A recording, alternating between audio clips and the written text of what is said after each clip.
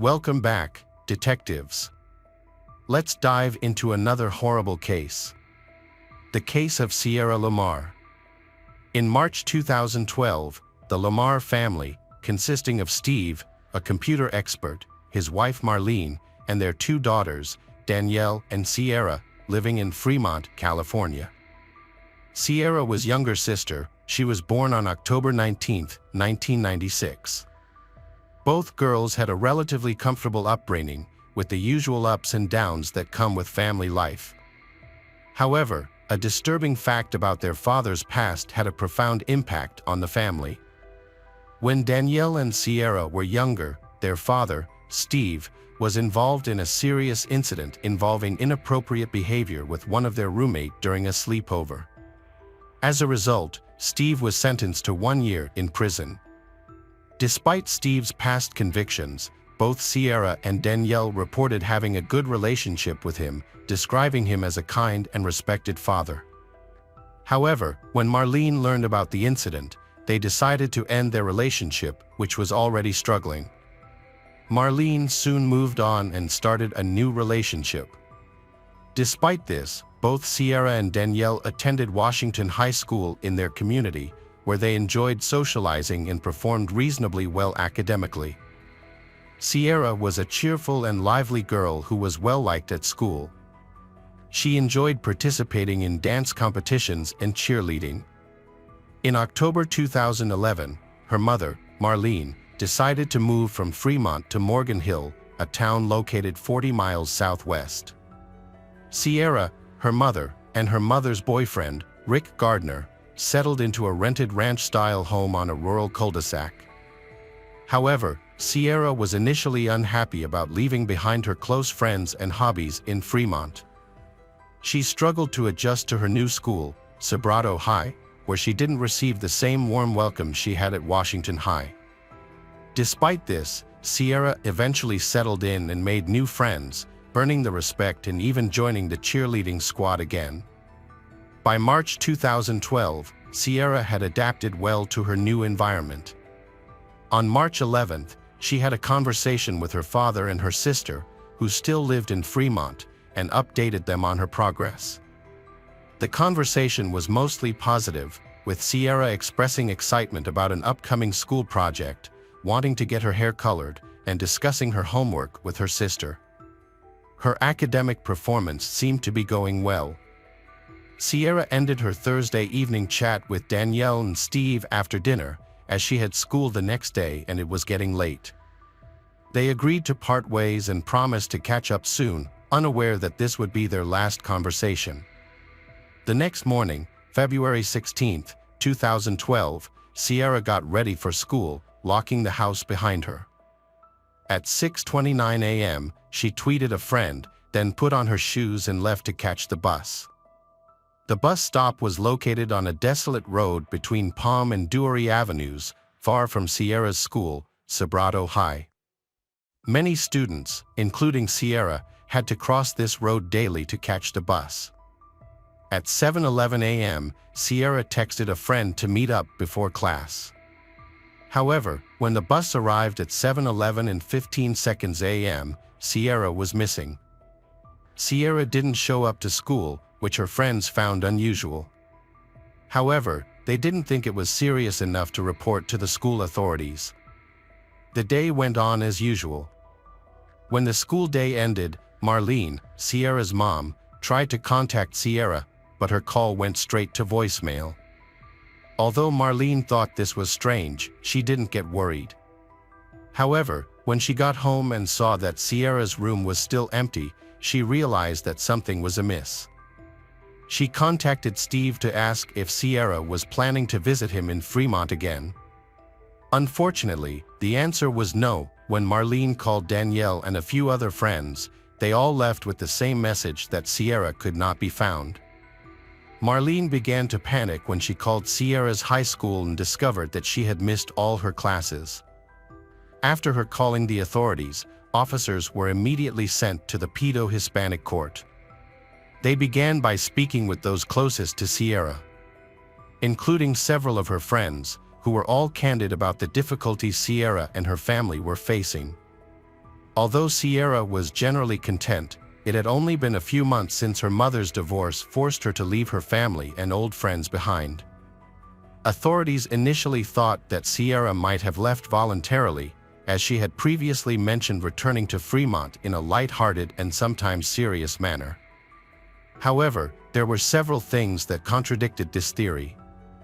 Sierra had stopped posting on social media, her phone was turned off, and all calls went straight to voicemail. She also never arrived at the front door of her home. Her loved ones launched a massive search despite police downplaying her disappearance. The investigation into Sierra's disappearance led to a complex trail of evidence. 2 days after she vanished, data forensics began examining her phone's previous activity. They discovered that her phone had briefly turned on in the middle of the night, before turning off again. The phone's coordinates pointed to a field near Sierra's house, which became a crucial lead in the investigation. A search crew thoroughly searched the fields where Sierra's phone had last been detected. Within minutes, they found the Samsung Galaxy phone she had been using. It was near the road, damaged, and had likely been thrown from a vehicle. Investigators concluded that Sierra hadn't turned on her phone that evening. Instead, they believed that rain had caused a false signal, briefly activating her phone. This coincidence was crucial, as the entire investigation hinged on the discovery of her phone. The case took a disturbing turn when detectives realized that Sierra's phone was probably thrown from a moving vehicle. There were no footprints, tire tracks, or other visible evidence. The next day, a search crew made another discovery. Sierra's backpack was found 2 kilometers from her house, discarded outside a barn. The bag contained her schoolwork, inhaler, and money, suggesting that she had been on her way to school and was forcibly separated from her essential items. Additionally, a complete outfit, believed to be the one Sierra was wearing the morning she vanished, was found in her luggage. This outfit included her pullover, pants, socks, shoes, and even undergarments. The outfit was subjected to DNA testing, which yielded results. Specifically, her pants contained male foreign DNA, suggesting that she had likely been assaulted. The discovery of Sierra's phone and clothing led to a surge of local and international sympathy.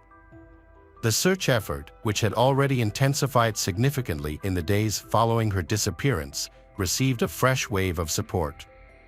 Authorities received over 1,000 new tips, and officers worked more than 7,000 hours. Multiple search teams, comprising over 800 individuals, were deployed to thoroughly search the area. They systematically examined every available lake and reservoir, combed over fields, and searched abandoned buildings. Sierra's disappearance was a major topic of discussion in the community, with missing person posters put up everywhere. Her parents offered a $10,000 reward for any credible information leading to her safe return. Despite the efforts of the community and investigators, only a golf ball and a flipper were found. However, unbeknownst to the public, investigators were making progress in identifying a potential suspect. 12 days after Sierra's disappearance, on March 28, DNA analysis revealed that the DNA on her pants belonged to a local man. As part of the investigation, DNA samples from all 57 registered sex offenders in the Morgan Hill zip code were compared to the DNA evidence. Sierra's father, who had a criminal record, proactively contacted law enforcement and was quickly eliminated as a suspect. One of the local men who had not been ruled out as a suspect was Antolin Garcia Torres. Following a DNA match between the 21-year-old man and Sierra's pants, he came to public attention. At the time, he lived in Maple Leaf Recreational Vehicle Park with his mother, pregnant wife, and daughter, about 7 miles from Sierra's house. Antolin Garcia Torres had a troubling past, had a challenging upbringing marked by abuse and neglect. His father, who was abusive and often drunk, had threatened to kill him and his mother before being imprisoned for molesting a young family member. The father's abusive behavior appears to have been passed on to his son. Although 2009 allegations of having sex with a minor were dismissed, Antolin Garcia Torres's DNA was collected. He was also detained in 2010 for impeding police operations. Due to the suspicious relationship between he and Sierra, detectives put him under constant surveillance. As it was unclear whether Sierra was still alive, Antolin Garcia Torres was the most likely person to have information. To monitor his activities, police tapped his phone, placed a GPS tracker in his car, and had 2 undercover investigators move into a vehicle park next to his house. After discovering that the vehicle park had cameras at the front door, investigators began reviewing security footage from the neighborhood around Antolin Garcia Torres's residence. They examined the film taken on the day of Sierra's disappearance to determine whether Antolin had left or arrived home. It was discovered that Antolin had left the campground in his red Volkswagen Jetta at 7 a.m. on the morning she vanished. Given that his home was only 7 miles from Sierra, Antolin's travel time matched the period during which Sierra could have been kidnapped. Although Antolin had left for work at the usual time, Safeway's shift records showed that he did not arrive at work on Sierra went missing. It was found that 3 years prior, there were 3 unsuccessful kidnapping attempts in the Safeway parking lot. But none of the perpetrators were identified or detained. The only evidence from these attempts was a taser dropped by the perpetrator, which had a fingerprint on one of its batteries. However, it was only a partial fingerprint, requiring a direct one-to-one comparison to match. The idea seemed promising, but when Antolin's fingerprints were compared to those on the taser, a surprising revelation emerged. In reality, their suspect was indeed Antolin. Antolin was taken into custody by investigators after being positively identified as someone who was present when Sierra went missing. His DNA was found on her pants, and he had a history of involvement in kidnappings. This evidence was enough to detain him for questioning and to seize his vehicle for further DNA testing. During the interview, the suspect, Antolin, showed arrogance and was dismissive of the questions. He claimed that on the day Sierra vanished, he had gone fishing and didn't know who she was. He was confident that the investigators wouldn't find any evidence against him. However, before the interview ended, Antolin made a strange revelation. He admitted to having a habit of strangling a snake while driving and then throwing the tissue out the window. He also claimed to have thrown out a used tissue in the exact spot where Sierra's bag was found on the morning she went missing. We already had a 1 in a million chance with the rain on Sierra's phone, and the police didn't believe Antolin's implausible explanation either.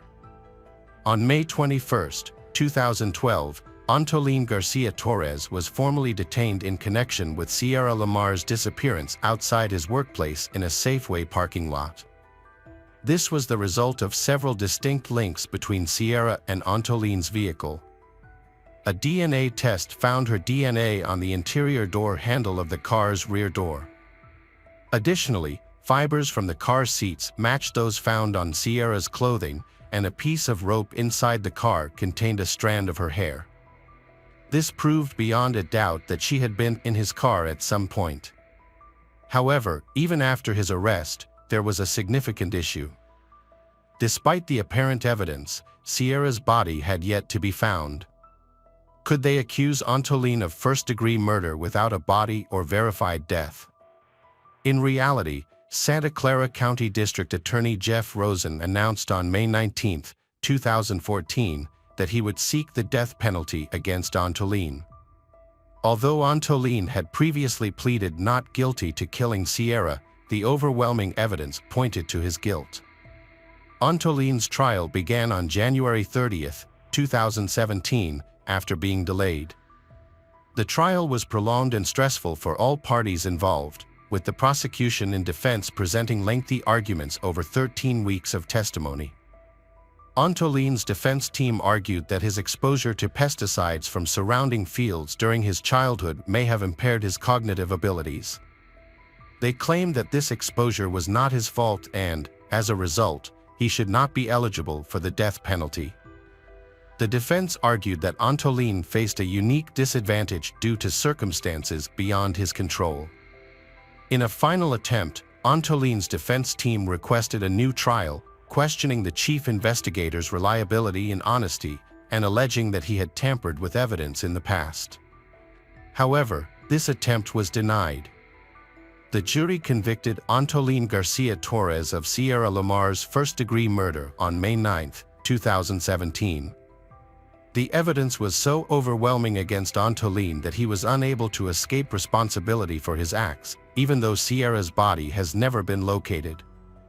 Outside of the evidence offered, Antolin was formally given a life sentence without the chance of parole after being spared the death penalty.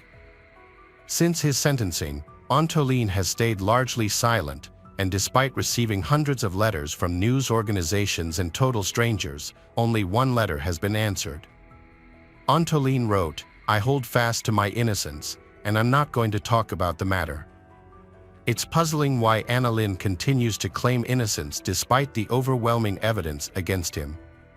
The presence of his DNA on Sierra's belongings, her DNA in his car, his past crimes, and a detailed timeline all clearly indicate his involvement in Sierra's disappearance.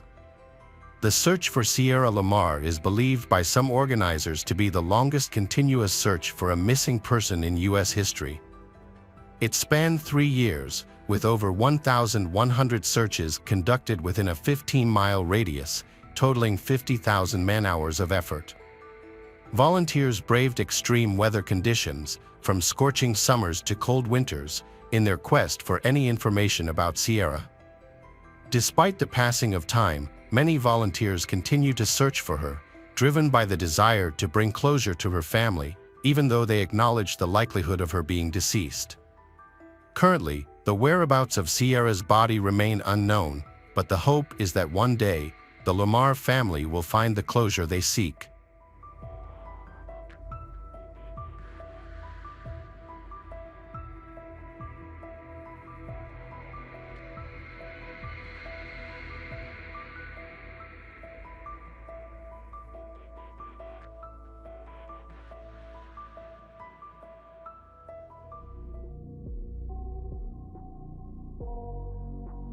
Welcome back, detectives.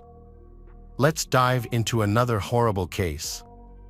The case of Laci Peterson. Laci Peterson was born on May 4, 1975, to Sharon and Dennis. However, her parents' marriage was short-lived, and they divorced when Laci and her older brother Brent were still young. Following the divorce, Laci's life changed with the introduction of her stepfather, Ron.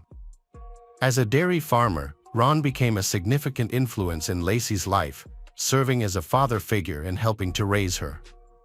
Laci was a bright and cheerful person, known for her captivating smile and lively personality. She was a social butterfly, always eager to engage in conversations and thrive in social situations. Laci growing up on a dairy farm, Laci has a strong connection to nature. She spends a lot of time exploring and enjoying the natural beauty around her. One of her favorite activities was gardening with her mother. This shared hobby would eventually shape Laci's interests and career path as an adult. Laci was a student at Thomas Downey High School, where she was a cheerleader and made a lasting impression with her outgoing personality. After graduating, she attended California Polytechnic University, where she studied ornamental horticulture. During her time at Cal Poly, Laci would often visit a friend who worked at a restaurant in Morro Bay. It was there that she met Scott Peterson, a coworker of her friend's. Laci was immediately attracted to Scott and decided to take the initiative by giving him her phone number. Scott quickly responded, and they had an instant connection during their first conversation. They were eager to meet in person, and Scott asked Laci out on a date. Their first date was a deep-sea fishing trip, but it didn't go as smoothly as they had hoped. Laci became seasick during the outing, which put a damper on their initial encounter. Laci and Scott's relationship continued to blossom despite a rocky start. As they grew closer, they decided to take a significant step and move in together. Before meeting Lacey, Scott had aspirations of becoming a professional golfer. But as their relationship deepened, his priorities shifted, and he chose to focus on a career in business instead. After Lacey graduated from Cal Poly in 1997, Scott graduated the following year. Their graduation marked the beginning of an exciting new chapter in their lives. They married on August 9, 1997, in a beautiful ceremony at a resort in San Luis Obispo County's Ayala Valley. Surrounded by friends and family, they exchanged vows and celebrated their love. Following their wedding, Lacey and Scott embarked on a new venture together, opening a sports bar called The Shack in San Luis Obispo, California. Although business was initially slow, they persevered, and over time, they began to attract a steady stream of customers. Weekends at The Shack were always packed. After many years of success, Lacey and Scott made the difficult decision to sell the bar in 2000. Although the bar was a good source of income, they felt it was time to move on and explore new opportunities. After weighing their options, they sold The Shack and moved to Lacey's hometown of Modesto, California. In October 2000, Lacey and Scott bought a 3-bedroom, 2-bath home in a desirable neighborhood. After the move, Lacey took a part-time job as a substitute teacher, while Scott worked for a European fertilizer company called Branch. Lacey and Scott's life was thriving, with Lacey excelling in domestic duties, making their home warm and inviting. In 2002, they received the wonderful news that they were going to have a baby, with the due date set for February 10, 2003. They was overjoyed to discover they were having a boy and had already chosen the name Connor. Their happiness was short-lived, however. On December 24, 2002, Scott departed for a fishing trip at the Berkeley Marina, leaving Lacey behind at 9:30 a.m. Scott noticed Lacey was missing after he finished showering. He had previously been fishing and had showered and washed his clothes as soon as he got home. When he couldn't find Lacey, he became worried and contacted her mother and stepfather, Sharon and Ron.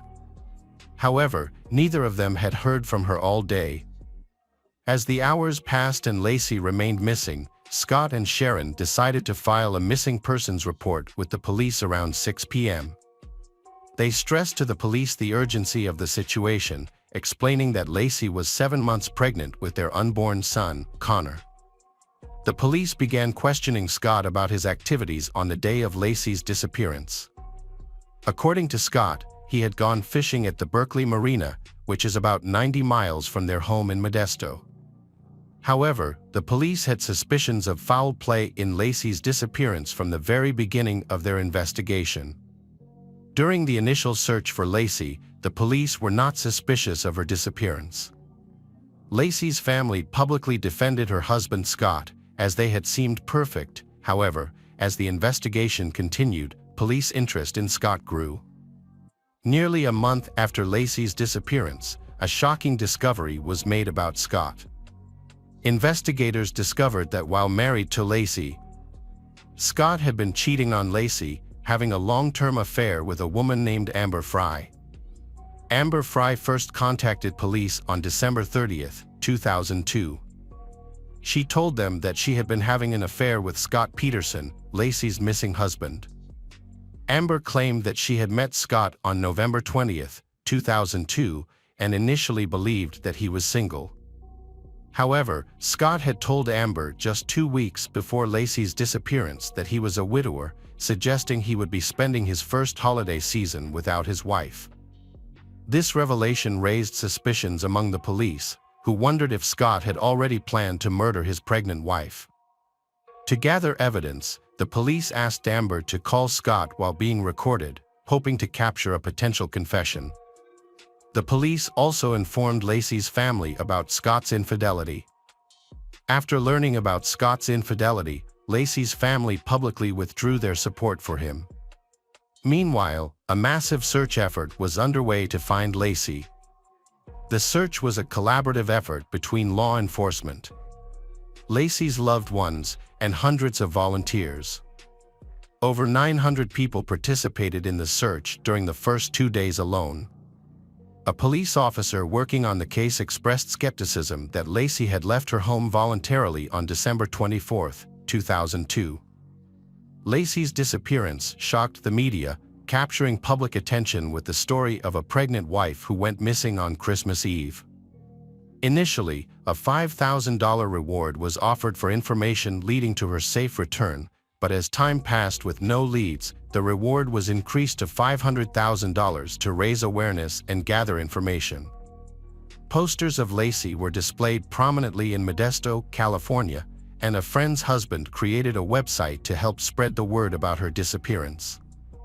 On April 13, 2003, a couple walking their dog at Richmond's Point Isabel Regional Shoreline Park made a disturbing discovery in a marshy area of the San Francisco Bay. They found the decomposing body of a male infant.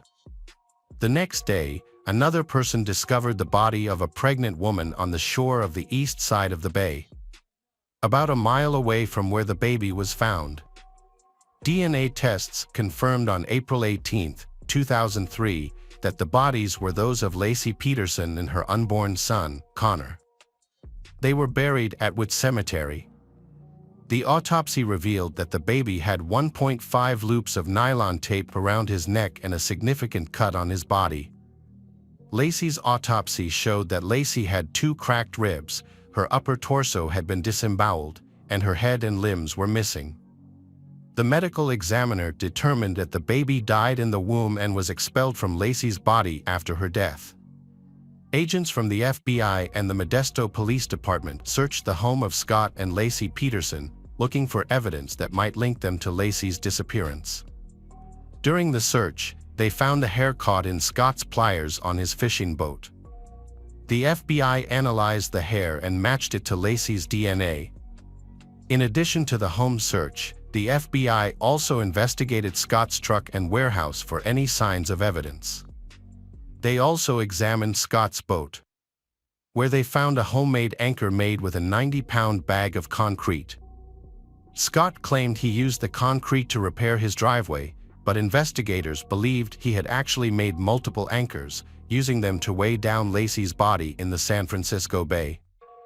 The police identified the bodies found in the San Francisco Bay as Lacey and Connor. This led to Scott's arrest near a golf course.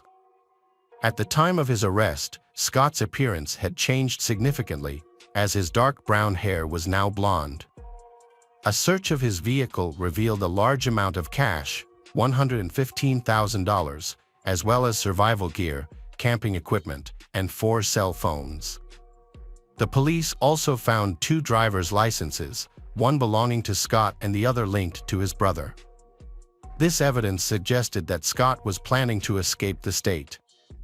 Scott's father provided an alternative explanation for the driver's license found in Scott's car. According to his father, Scott had borrowed his brother's license to get a discount at the golf course. The father also explained that Scott's car was packed with belongings because Scott was living out of his car to avoid the media attention surrounding his case. A year after his arrest, Scott's trial began in June 2004. During the opening arguments, the prosecution presented its case, claiming that Scott's affair with Amber was the motive for Lacey's murder. The prosecution highlighted Scott's suspicious behavior before and after Lacey's disappearance, including inconsistencies in his alibi. Initially, Scott told police he was fishing on the day Lacey went missing, but later told others he was golfing. The prosecution also pointed out that Scott asked police if they had used cadaver dogs to search a park where Lacey walked their dog, suggesting that Scott was aware of the potential crime scene and trying to cover his tracks. In response, Scott's defense team presented a strong argument. They acknowledged Scott's history of infidelity but argued that it did not necessarily make him guilty of murder. They claimed that Scott would not ruin his life for someone he had only dated a few times. The defense suggested that a possible explanation for Lacey's hair being found in Scott's boat was a previous visit to the marina with Lacey. Other witnesses, including a realtor and a salesman, testified that Scott was actively trying to sell their home and trade in Lacey's car, respectively, in the months following her disappearance. The prosecution presented this evidence as proof of Scott's guilt. Additionally, Amber, Scott's mistress, testified about their affair, and the jury listened to secretly recorded phone calls between they. During Scott's trial, a hydrologist and a tidal expert testified that it was possible for Lacey's body to have been dumped in the area where Scott claimed to have been fishing on the day she disappeared. However, the defense argued that there was not enough credible evidence to link Scott directly to the crime. They proposed an alternative theory, that someone had kidnapped Lacey on Christmas Eve 2002, held her captive until she gave birth, and then disposed of both bodies in the San Francisco Bay. Scott's attorney emphasized that there was no direct evidence connecting Scott to the crime and suggested that other suspects could have been responsible. On November 12, 2004, the jury in California found Scott guilty of 2 counts of murder: first-degree murder for Lacey's death and second-degree murder for the death of their unborn son, Connor. Lacey's murder was classified as first-degree murder with special circumstances due to the involvement of the fetus. Scott's classification made him eligible for the death penalty. After his conviction, the trial's penalty phase began, focusing on determining his punishment. The jury considered his criminal history, aggravating factors, and mitigating factors before unanimously deciding on the death penalty. In August 2020, the California court upheld Scott's conviction but vacated his death sentence, with the judge ordering Scott to be resentenced to life in prison without the possibility of parole. As a result, Scott was transferred from San Quentin State Prison, where he had been on death row, to Mule Creek State Prison in Ione, California, on the judge's order. In response to Lacey's case, President George W. Bush signed the Unborn Victims of Violence Act into law on April 1, 2004. Lacey's mother and stepfather attended the signing ceremony, standing alongside President George W. Bush as the legislation took effect. This law, also known as Lacey and Connor's Law, aimed to provide legal protection for unborn children in cases where their mothers are victims of violence.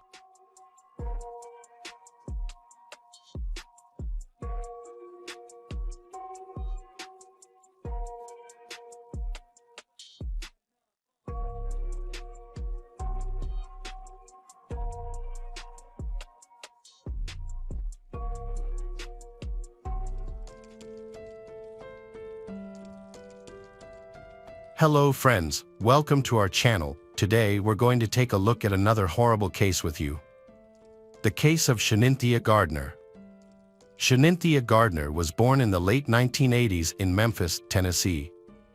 Not much is known about her early life. She is the daughter of Eleanor Snodgrass from Madison, Alabama. Shanynthia was a slim, beautiful brunette with curly hair as a child. Shanynthia was a multi-talented person. Her creative spirit was evident in her songwriting abilities, which helped her become a local celebrity. Shanynthia also has a keen eye for fashion and photography, attends church regularly, and spends time with her family. Shanynthia seems well-rounded and full of promise for a bright future. Shanynthia met Daryl Clayton when she was 14 years old. They became close friends. As they grew up and graduated from high school, their friendship turned into love. Shanynthia and Daryl often spent time together. In 2008, Daryl was accused of assaulting a woman, albeit unintentionally, which led to charges being filed against him. Fortunately for him, the charges were eventually dropped. Shanynthia and Daryl did not get married, but they decided to live together as a couple. In 2008, they had a son named Kason. Shanynthia took on a motherly role, not only to her own son but also to Daryl's 2 children from a previous relationship. Shanynthia was a devoted mother and caring partner, which made her special to those around her. Although Shaninthia's relationship with Daryl did not last long, to Daryl, Shanynthia remained a loving wife and mother. Her life took a new turn when Shanynthia married Martin Gardner, the man who brought her joy and gave her a stable life. Shanynthia won Martin over with her kindness, love for children, and gentle nature. Their relationship developed quickly, and in September 2013, they decided to start a life together, moving into an apartment complex in southeast Shelby County. Their wedding marked the beginning. Shanynthia and her husband Martin started their family with the arrival of their first child, baby Talon Gardner. Their family grew as little Saya Gardner was born in 2014, followed by two more girls, Savi and Yahtzee. Martin and Shanynthia had 4 children together, in addition to a child from her previous relationship, creating a busy and happy home. Shanynthia prioritizes her family's health and also enjoys her part-time job at the Children's Hospital. Additionally, she supports a charity center that focuses on raising funds to support children. Her compassionate nature fuels her passion to dedicate her life to helping others. On July 1, 2016, Martin had a phone conversation with Shanynthia around noon as she was getting ready to watch a movie with their children. The couple were chatting quietly. Shanynthia suddenly lost control and grabbed a kitchen knife. She walked into the living room, where she brutally attacked her 6-month-old daughter, Yahtzee, without any apparent reason or provocation. The innocent child, unable to defend herself, was tragically killed at the hands of her mother. The eldest child, a 7-year-old boy named Kason, witnessed the horrific scene. Too young to understand the situation, the boy ran away from home. Shanynthia, still armed with the knife, pursued her son out of the house, intent on continuing her violent rampage. The boy's terrified screams caught the attention of nearby neighbors. Realizing that the neighbor had seen Kason, Shanynthia immediately stopped. She returned to the house where Savi and Talon were lying. Upon entering the house, Shanynthia rushed to the bedroom where her young children were lying and rushed to kill them. Neighbors who witnessed the horrific scene quickly contacted the police for assistance, pleading for help in rescuing Kason and his siblings. The police arrived at Shaninthia's home. They found Shanynthia covered in blood, along with her 4 dead children. The scene shocked everyone. Shanynthia, still holding her cell phone in her hand, calmly called her husband Martin and confessed to killing the children. By the time the police arrived, the incident was over, and an eerie silence had fallen over the once happy home of the Shanynthia family. The house was now a scene of horror, with blood stains in every corner. A bloody knife, recovered by the police. When clergy and police arrived to assist, they were confronted with a horrifying reality. The police began gathering information and conducting an investigation. Shanynthia was held without bail and her trial is scheduled for July 5. Michelle Jaiman, Shaninthia's co-worker, defended Shanynthia on social media. Michelle highlighted the possibility of Shanynthia suffering from postpartum depression. Cases like Shaninthia's have sparked discussions about mental illness and such tragic events. Dr. Joel Rissman, a psychiatrist at the University of Tennessee Medical Center, confirmed that mothers killing their children is extremely rare and is usually related to underlying mental health issues. Dr. Diane Barnes, an expert in psychology and postpartum health, made a crucial distinction between postpartum depression and postpartum psychosis. According to her, these are 2 distinct conditions with unique symptoms. Dr. Diane cast doubt on the idea that Shanynthia Gardner was suffering from postpartum depression at the time of her actions. Craig Morton was appointed as Shaninthia's defense attorney. During the July 5, 2016 court hearing, Shanynthia participated via video link, but remained completely silent, not answering any questions from Judge L. Lambert. After the trial, Shanynthia was admitted to a mental health institute. Meanwhile, Morton's attorney and prosecutor Jennifer Nichols were preparing to file a warrant for evidence gathered in the case. In January 2017, Shanynthia faced formal charges on 4 counts, 2 counts of child abuse, 1 count of aggravated murder, and 1 count of child neglect. Her mother, Sonia, was shocked and confused when she learned about the horrific incident and immediately rushed to the scene to find her grandson. Initially, Sonia suspected that Shanynthia and Martin were divorcing, and the prospect of raising 5 children alone may have driven Shanynthia to make the desperate decision. Shanynthia's ex-husband, Kaysen's father, said, although he was not his son's guardian after the relationship ended, he was still able to visit Kaysen whenever he wanted. However, the last time he saw his son was in November 2014. He noticed that Shanynthia's behavior was becoming more and more extreme. Every time he tried to contact Kaysen, he was unsuccessful. Those close to Shanynthia observed a change in her. She began to feel irritable, which gradually turned into anxiety, paranoia, and panic attacks. Her behavior became erratic and unpredictable, leading many to suspect that she might be suffering from postpartum depression. This change shocked those around her, as Shanynthia had previously been a kind person, and the sudden change in her behavior left many wondering what had led to this tragic situation. The first signs of unusual behavior began in March 2015.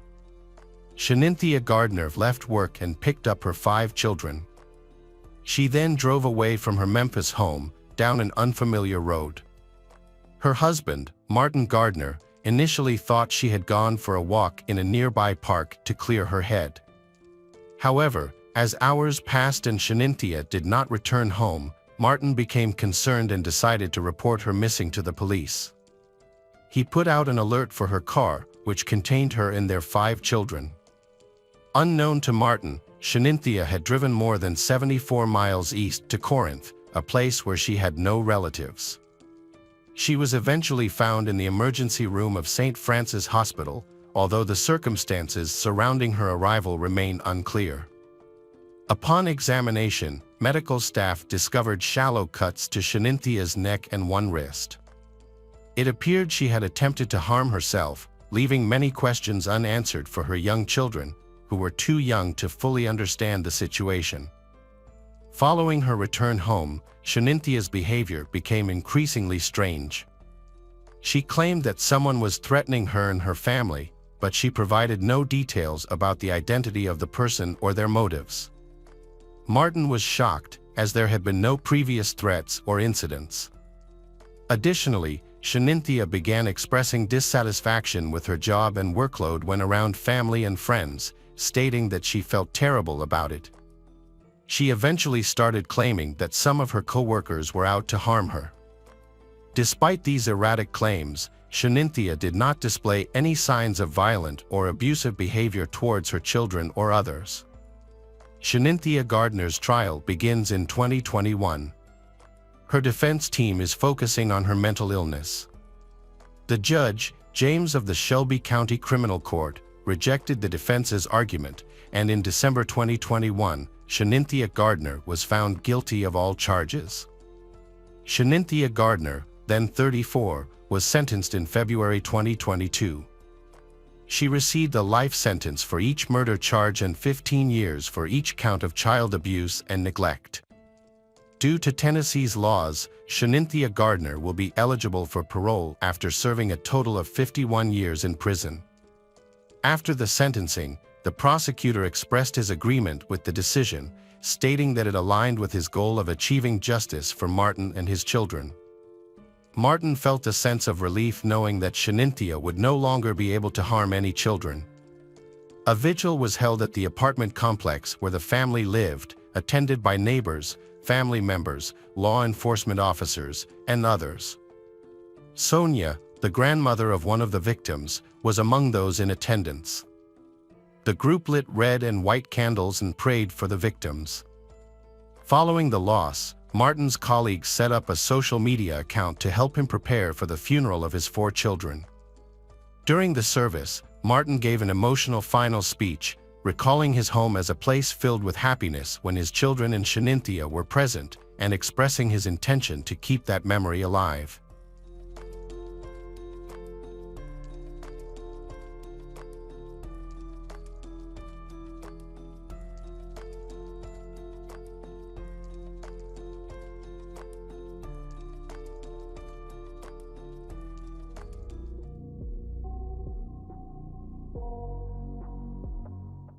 Hi there, investigators.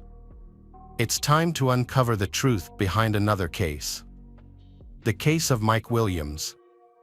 Jerry Michael Williams was born on October 16, 1969, in Bradfordville, just north of Tallahassee. His parents worked as a bus driver and a kindergarten teacher. To those close to him, he was known as Mike. Despite financial struggles, which led to Mike and his older brother being raised in a trailer, but their childhood was filled with happiness. Furthermore, Mike's parents prioritized their son's education, setting aside money for their future instead of building a new home. Both boys attended North Florida Christian High School, where Mike excelled academically and socially. He served as student council president, played soccer, and actively participated in the Key Club. At 15, Mike developed a passion for duck hunting and met Denise Merrill, a cheerleader and council secretary. They began dating and formed a close bond. Their friends viewed Mike and Denise as a well-suited couple. During high school, Denise introduced Mike to Brian Winchester, and they became inseparable friends. Brian later befriended Kathy Thomas, and the two couples remained lifelong friends. After graduating from high school, Mike attended Florida State University, where he studied political science and urban planning. Denise and Mike graduated together, with Denise becoming a public accountant and Mike pursuing a career as a real estate appraiser. Mike was a hardworking individual who consistently put in 15-hour days, which ultimately led to his rapid career advancement. His personal life also flourished, as he married Denise in 1994.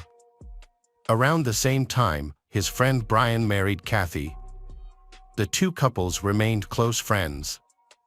Mike was deeply devoted to his wife and worked tirelessly to provide for their family, exhibiting remarkable enthusiasm and dedication. At 31, Mike Williams was thriving as a real estate appraiser, earning nearly $200,000 annually. He and his wife lived in a small upscale neighborhood on the east side of town, and welcomed a daughter, Ensley, in 1999. Despite engaging in risky activities, but he was always cautious and wanted to ensure that his family would be well provided for in the event of an emergency. He turned to his best friend, Brian, an insurance agent, to purchase two insurance policies, one for $250,000 and another for $500,000. After his father's sudden death in 2000, Mike felt a strong need to secure his family's financial future, so he turned to a friend for help again. Brian assisted him in obtaining a life insurance policy with a value of $1 million. 6 months before Mike disappeared, he bought life insurance worth nearly $2 million. On December 16, 2000, Mike woke up early to go duck hunting on Lake Seminole, a large reservoir connected to the Apalachicola River. It was Mike's 6th wedding anniversary, and he planned to celebrate with his wife Denise that night. However, when Denise and their daughter waited for Mike to return home at noon, he failed to show up. Denise became concerned and called her father. Her father then contacted Mike's best friend, Brian Winchester. Brian and his father went to Lake Seminole, where they found Mike's Ford Bronco parked near the boat dock, but there was no sign of Mike.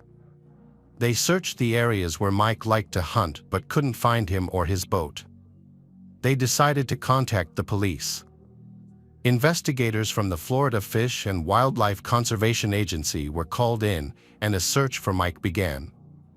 Later, a helicopter pilot spotted the boat drifting 225 feet from the boat ramp. When the boat was searched, Mike's shotgun was found, still in its case, shows that he has not used it. The search operation shifted from rescue to recovery. Locals believe the area was once an orchard before the three rivers were dammed to create the lake. The lake was nicknamed Stump Field due to the numerous remaining tree stumps above and below the waterline, which posed a hazard to motorized boats. Searchers hypothesized that Mike's boat struck a stump, causing him to fall into the water. His boots, filled with water, may have weighed him down, leading to his possible drowning. Additional agencies, including a dive team from Montgomery, Alabama, and the Jackson County Sheriff's Office, joined the search. Despite a thorough search, but no signs of Mike were found. As the days passed, the operation transitioned from rescue to a body recovery mission. Search teams used probe poles to scour the lake's bottom, and service dogs were brought in to assist. 10 days after, a hunting hat with a camouflage pattern was found, but there was no evidence connecting it to Mike. Officials from the Florida Fish and Wildlife Conservation Agency speculated that Mike might have been consumed by alligators, which were abundant in the lake. The Florida Department of Law Enforcement found no evidence of foul play, reinforcing the theory that the incident was accidental. After a 5-week search, the effort to find Mike was halted. The following day, Denise organized a memorial service for her husband. Although Denise seemed to have accepted Mike's departure, his mother still found it difficult to accept. 6 months later, in June 2001, a fisherman discovered a pair of boots floating in the lake. A dive team searched the area and found a hunting jacket and a working flashlight on the lake floor. Inside the jacket pocket was Mike's hunting license, complete with his name and signature. The discovery raised several questions. Notably, neither the jacket nor the boots showed signs of an alligator attack, such as teeth marks. Additionally, none of the items appeared to have been in the water for 6 months, as the boots were not slimy. A week after the discovery, Denise's lawyer petitioned the court to declare Mike dead, citing the found items as evidence. The lawyer suggested that aquatic life, including alligators, might have consumed Mike's body entirely. The court approved this, and a death certificate was issued, stating that Mike died on December 16, 2000, due to accidental drowning while duck hunting on Lake Seminole. Mike's body was never recovered. Mike's mother, Cheryl Williams, continues to search for her son, although this causes tension in her relationship with Denise. Denise demanded Cheryl stop searching and accept reality, threatening that if she continued, she would never see her granddaughter again. Cheryl refused to give up. She was determined to find Mike. Her perseverance ultimately led to the reopening of the investigation into Mike's disappearance. It took Cheryl 3 years of tireless efforts, including making phone calls, putting up signs, writing to the governor of Florida, compiling evidence, and contacting reporters, to convince law enforcement officials to open an investigation into Mike's disappearance. Cheryl later revealed that her contacted Matthew Oresco, an expert on alligators. Oresco explained that alligators do not eat during the cold winter months due to low water temperatures, and their main priority is maintaining body heat. Temperatures as low as 14 degrees make alligators uninterested in food. Additionally, according to Oresco, alligator attacks always leave behind forensic evidence. 3 years later, Cheryl convinced law enforcement to dismiss the alligator theory and start a formal investigation into her son's disappearance. New discoveries regarding the behavior of alligators prompted a re-examination of the case. Evidence from interviews and data suggested that Mike's death was not an accident. Former investigator Ronnie Austin stated, "My instinct tells me Mike did not die in Lake Seminole, and that's what most law enforcement agencies working on this case agree on." Austin worked on Mike's case at the 2nd District State's Attorney's Office. The Florida Fish and Wildlife Conservation Agency initially handled the case as a missing hunter incident. They dedicated 735 hours to searching a 10-acre area of the lake for Mike's body, but surprisingly they did not find any signs of crime. Years later, those involved in the search, including police officer David Arnett, who was present at the scene, expressed that several things seemed unusual from the start. Firstly, it was unusual for Mike to hunt alone. Additionally, his truck was found in an undeveloped area, which would have required him to drag the boat through mud, rather than using the nearby concrete boat launch that he typically used.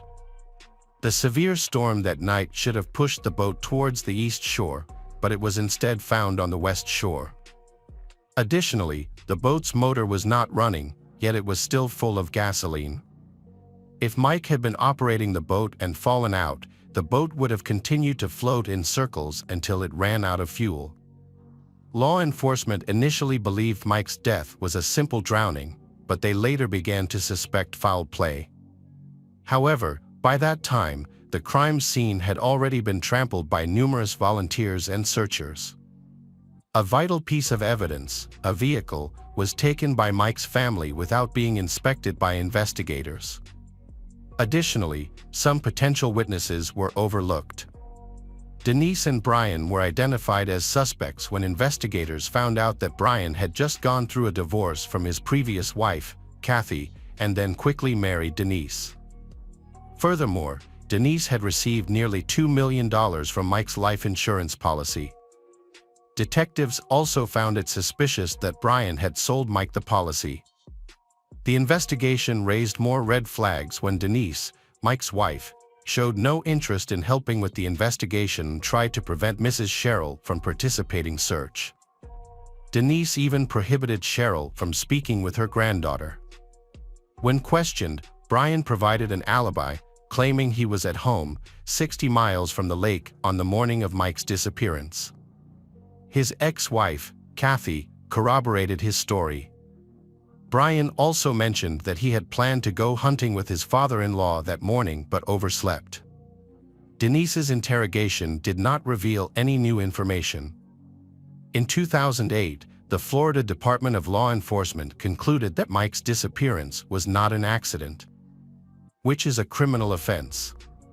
However, due to insufficient evidence, they were unable to prosecute. Despite this, Mike's mother, Cheryl Williams, continued to seek answers. The case was featured on the Discovery Cable channel in 2011, but Cheryl became increasingly frustrated with the Florida Department of Law Enforcement, feeling that they were either incompetent or uninterested in solving the case. In 2012, she began writing daily letters to Governor Rick Scott, requesting that he either reassign the investigation to another agency or appoint a special prosecutor. Over the course of 9 years, Cheryl sent 2,600 letters to the governor. Meanwhile, Denise and Brian's marriage was deteriorating. In 2012, Denise discovered Brian's infidelity, leading to their breakup. Denise filed for divorce the following year. During the lengthy divorce proceedings, an appraisal of their former home was scheduled in an effort to resolve their property disputes. This brought progress in Mike's case, as tensions between Denise and Brian reached a boiling point. Brian wanted to continue the marriage, but Denise wanted a divorce, because they were constantly arguing, and things were further complicated by the stress of Mike's investigation. Brian started calling Denise repeatedly, but she stopped answering his calls. He became overwhelmed by the stress in their relationship. On August 5, 2016, Denise was set to have her home appraised as part of a court order. That morning, she left her home to drive to work at Florida State University. While speaking with her sister on the phone, she noticed someone climbing over the back seat of her car. It was Brian. Brian pressed a loaded gun against Denise's and instructed her to drive straight ahead. Brian said he did this extreme thing because she had quit answering his phone calls. Denise attempted to calm Brian down by agreeing with him and promising to give their marriage another chance. Brian seemed to believe her. Denise assured him that she wouldn't report the incident to the police, and Brian exited the vehicle.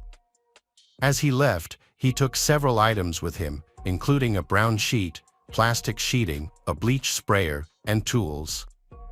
It became clear that Denise had narrowly escaped a potentially fatal situation. She immediately called emergency services, and Brian was quickly arrested. He was charged with kidnapping, a first-degree felony in Florida that carries a maximum life sentence. He also faced charges of domestic violence and burglary. The court ordered Brian to be held without bail. Cheryl Williams expressed hope that Brian's arrest might lead to a breakthrough in her son's case.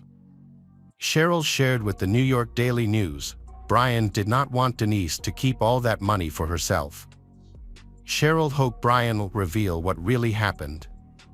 And ultimately, Brian did share what had transpired. Brian managed to negotiate a very favorable deal with the prosecutor, avoiding a life sentence, and then began telling his story. He explained that it all started when he discovered a note in Kathy's purse, revealing that she was cheating on him. This sparked a desire for revenge in Brian. Around that time, Brian and his friends, including Denise and her husband Mike, would often go to bars and concerts together.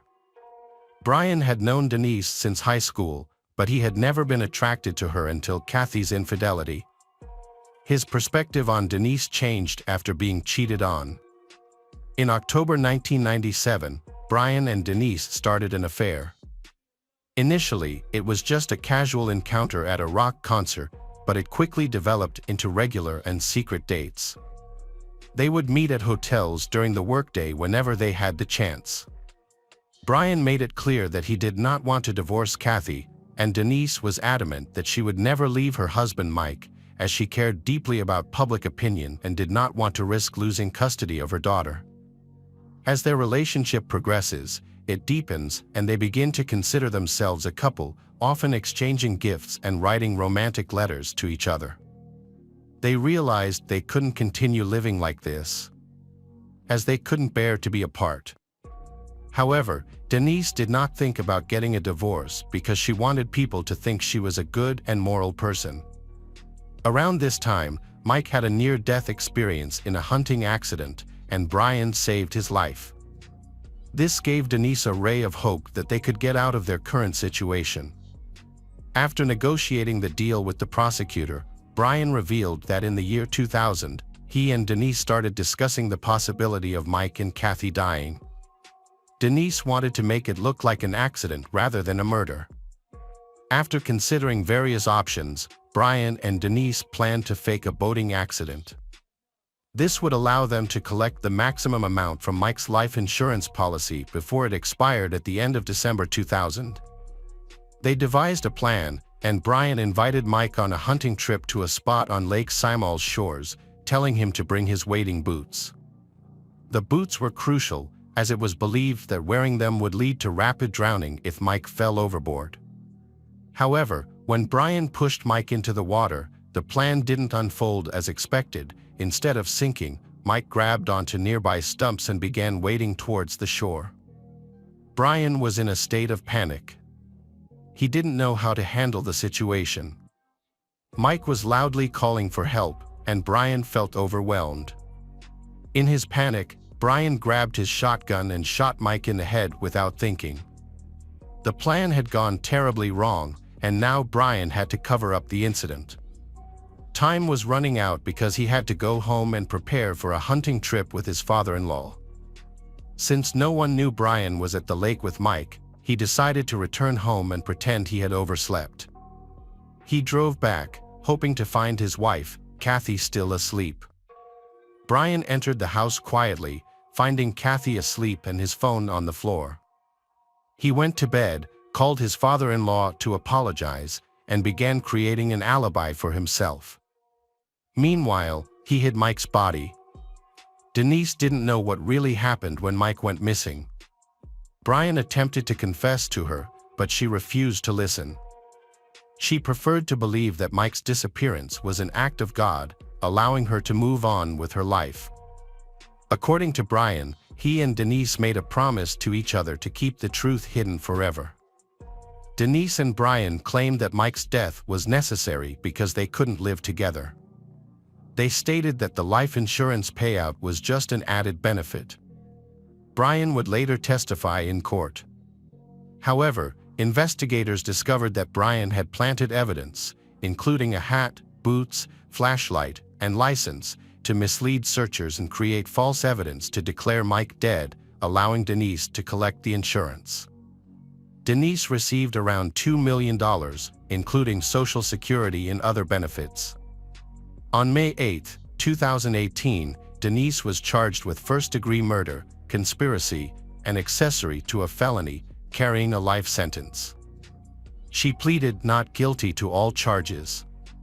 In February 2019, Denise was sentenced to life in prison. 5 months later, her daughter Ansley received Mike's assets and insurance payout. Denise appealed the conviction and life sentence in January 2020. Her attorney arguing before the Florida First District Court of Appeal that there was no evidence of her direct involvement in the murder. In November 2020, Denise's murder conviction was overturned.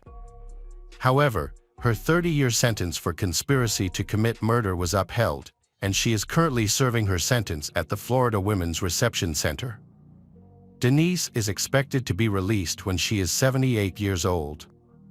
Brian was transferred to the Madison Correctional Institute in Florida to serve the remainder of his sentence. He is scheduled to be released on July 30, 2036, when he will be 67 years old. Ansley, Mike and Denise's daughter, maintains her mother's innocence and blames Brian. Ansley has refused to speak to the media about the case and personal life. According to Cheryl and Nick, Ansley's uncle, they have been unable to reconnect with Ansley. Cheryl expressed her sorrow, stating that she has not only lost her son but also her connection with her granddaughter.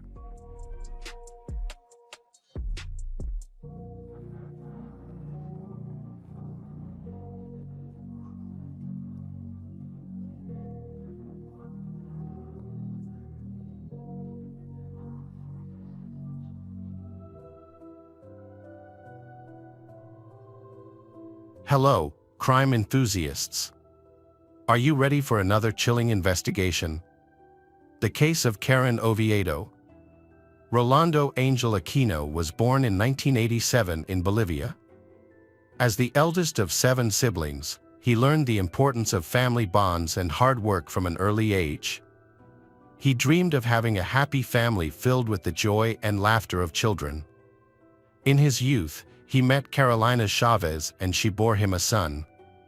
Even though they divorced, they still maintain a good relationship. Then Soledad Gardio entered his life and they had another son named Elias. Although the relationship with Soledad did not last long, Rolando remained a devoted and caring father to his children. He still kept in touch and maintained warm relationships with Carolina and Soledad. From an early age, Rolando was very active and passionate about sports, including football, and he played for a local team. Friends and family described him as kind and very hardworking. He got along well with his neighbors and was known for being exceptionally sociable. During a local soccer match, Rolando was attracted to Karen. Rolando and Karen soon developed a romance. A chance meeting led to true happiness. In 2016, Rolando and Karen lived together and opened a business at home. Karen was born on March 30, 1990, and grew up in Manado. Famous for being extroverted and open-minded, Karen always wanted to have a happy family. Before meeting Rolando, she married Rul, and then she and Rul had 2 beautiful daughters. However, over time, their marriage began to deteriorate. Financial difficulties were the main cause of their arguments, and they soon divorced. Rolando and Karen's lives passed peacefully, but a tragedy occurred. In the summer of 2019, Rolando's son, 9-year-old Elias, came to Rolando's house to visit him in the afternoon. That evening was filled with laughter from Elias, Rolando, and even Karen. However, the next morning, July 12, 2019, Rolando noticed that Elias was not feeling well. Rolando quickly contacted the family of his ex-wife, Soledad, and quickly took his son to the children's hospital. When Elias was transported to the hospital, pediatricians realized that Elias's condition was critical, requiring immediate transfer to the intensive care unit. Despite the efforts of medical staff, Elias died shortly after arriving at the hospital. What was puzzling was that Elias arrived at his father's house in completely normal health.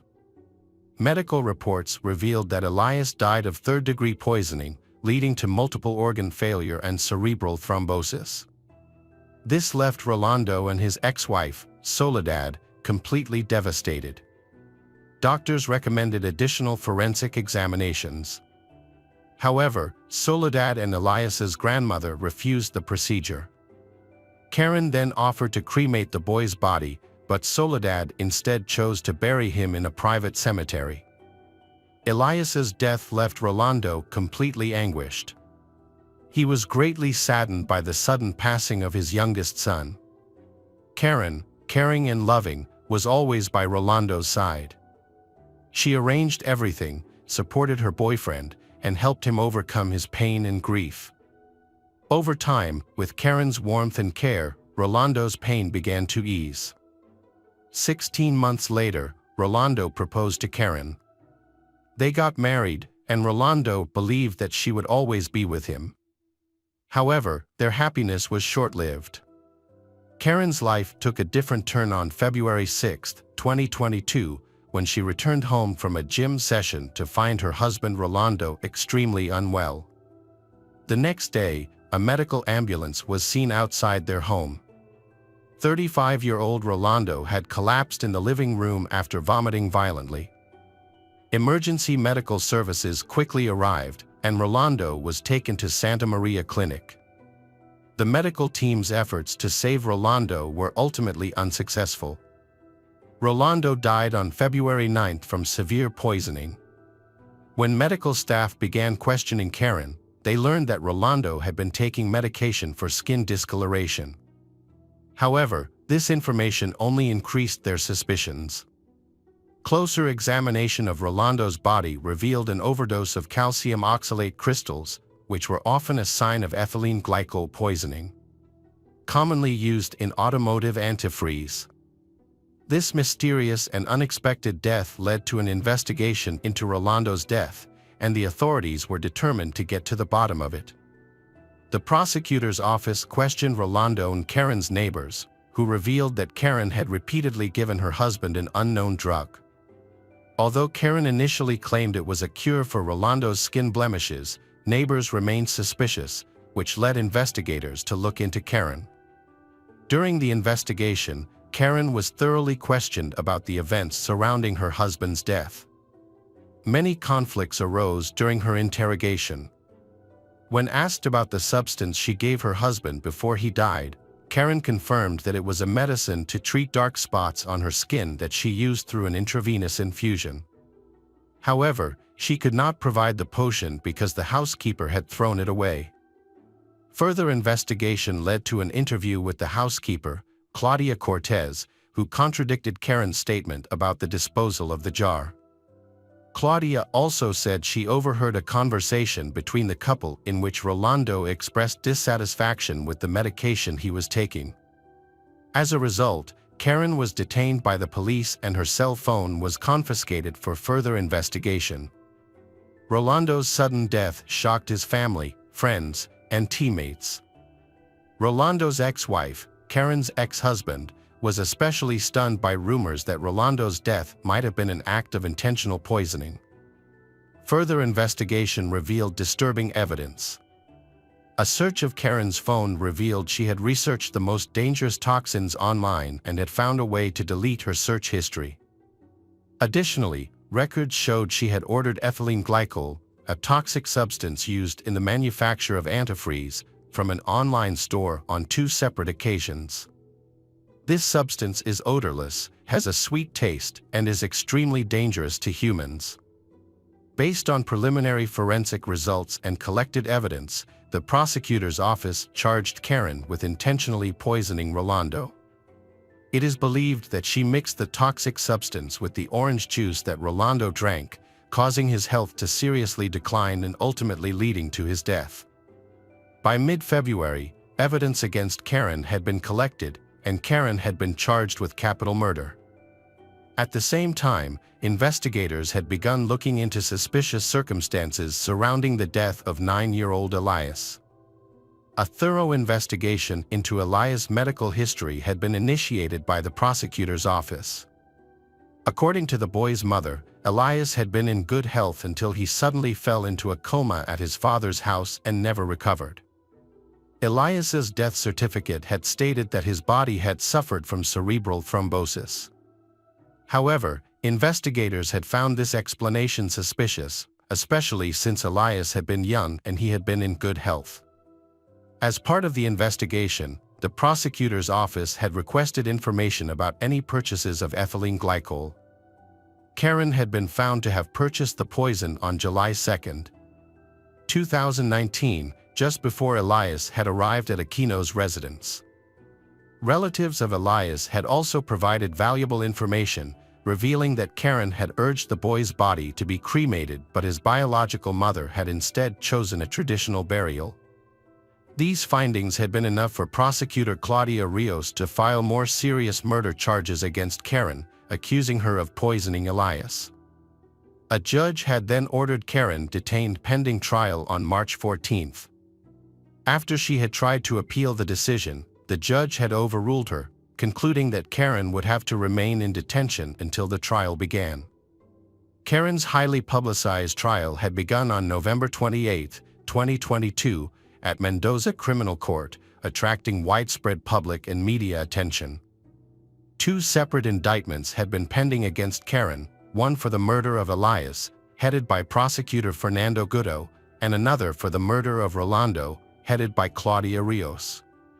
During the trial, Javier Aquino, Rolando's 15-year-old son, had appeared as the plaintiff, along with his lawyer.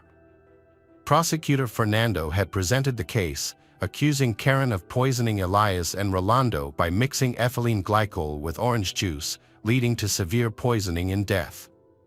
Karen's defense team had disputed the charges, claiming Rolando had a history of violence and abuse of their client. They had asserted that there had been no reliable evidence to support the allegations and that Karen had had no motive for murder. The defense had questioned why Karen would have killed Elias, who had posed no threat to her. They had also pointed out that Karen had been the sole owner of the house, car, and business, and that she had not made any suspicious purchases using her phone. Furthermore, the defense had argued that if Karen had used ethylene glycol to poison Elias, as the prosecutor had claimed, then her search for information about the poison on the internet would have made no sense. The defense had emphasized that although the deaths of Rolando and Elias had been heinous crimes, it had been necessary to clearly prove Karen's guilt before prosecuting her. Karen's defense team had tried to claim the allegations against her had been false. Karen had said that Rolando had bought the antifreeze by hacking into her account, instead of buying it herself. Additionally, Karen had claimed to have had an alibi for the day her husband had been poisoned on February 6, saying she had not been home when he had first shown symptoms. As the trial had continued, the prosecution had asked Karen a number of questions. An important point addressed by prosecutor Fernando had been whether Karen had offered to cremate her deceased son, Rolando. Karen had firmly replied that she had had no say in the matter and had never suggested cremation. The prosecution presented relatives of Rolando as witnesses to provide more insight into the events surrounding the death. Elias's mother, Soledad, testified that after her son's death, Rolando told her that Karen had suggested cremating Elias's body so both families could keep his ashes. However, Soledad refused this idea. She also shared her memories of meeting Rolando at the cemetery, where he mentioned Karen's jealousy. According to Soledad, Karen's jealousy was so intense that she and Rolando slept in separate beds. Another witness, Carolina, the mother of Rolando's first child, confirmed that Rolando and Karen slept separately, as her ex-husband had told her. Although Carolina had not interacted with Karen before the incident, Karen called her on the morning of February 8 to inform her that Rolando was in the hospital due to illness. Karen claimed that Rolando had probably taken some medication and was feeling unwell. She also asked Carolina to help her unlock Rolando's cell phone, suspecting that he was having an affair. Carolina was shocked to hear about Rolando's condition, as they had met just a few days prior and he seemed fine.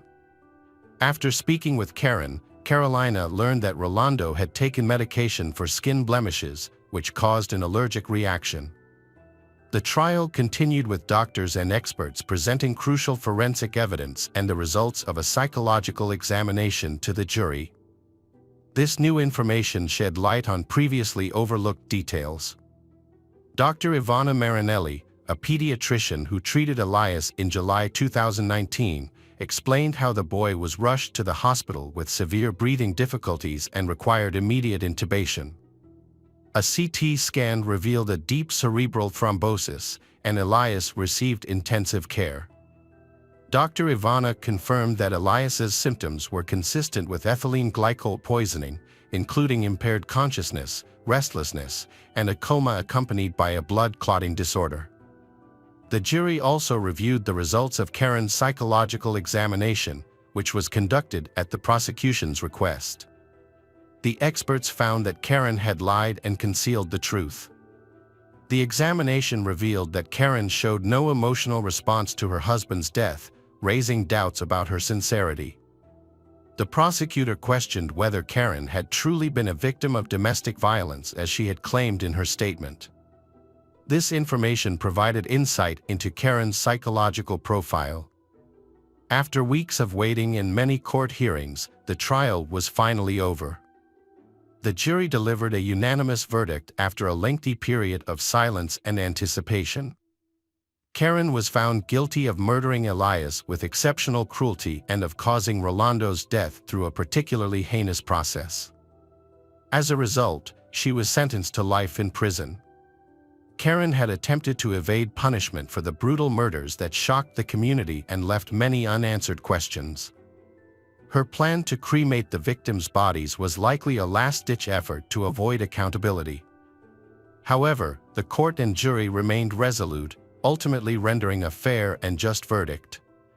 Karen's decision to harm her loved ones remains a puzzle. Despite having everything for a happy life, her motivations may be rooted in emotions like jealousy. This tragic case reminds us that even close relationships can conceal dark secrets, and genuine love and loyalty should always be the top priority.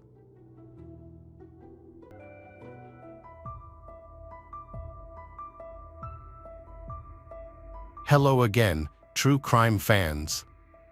We've got another mysterious case to explore.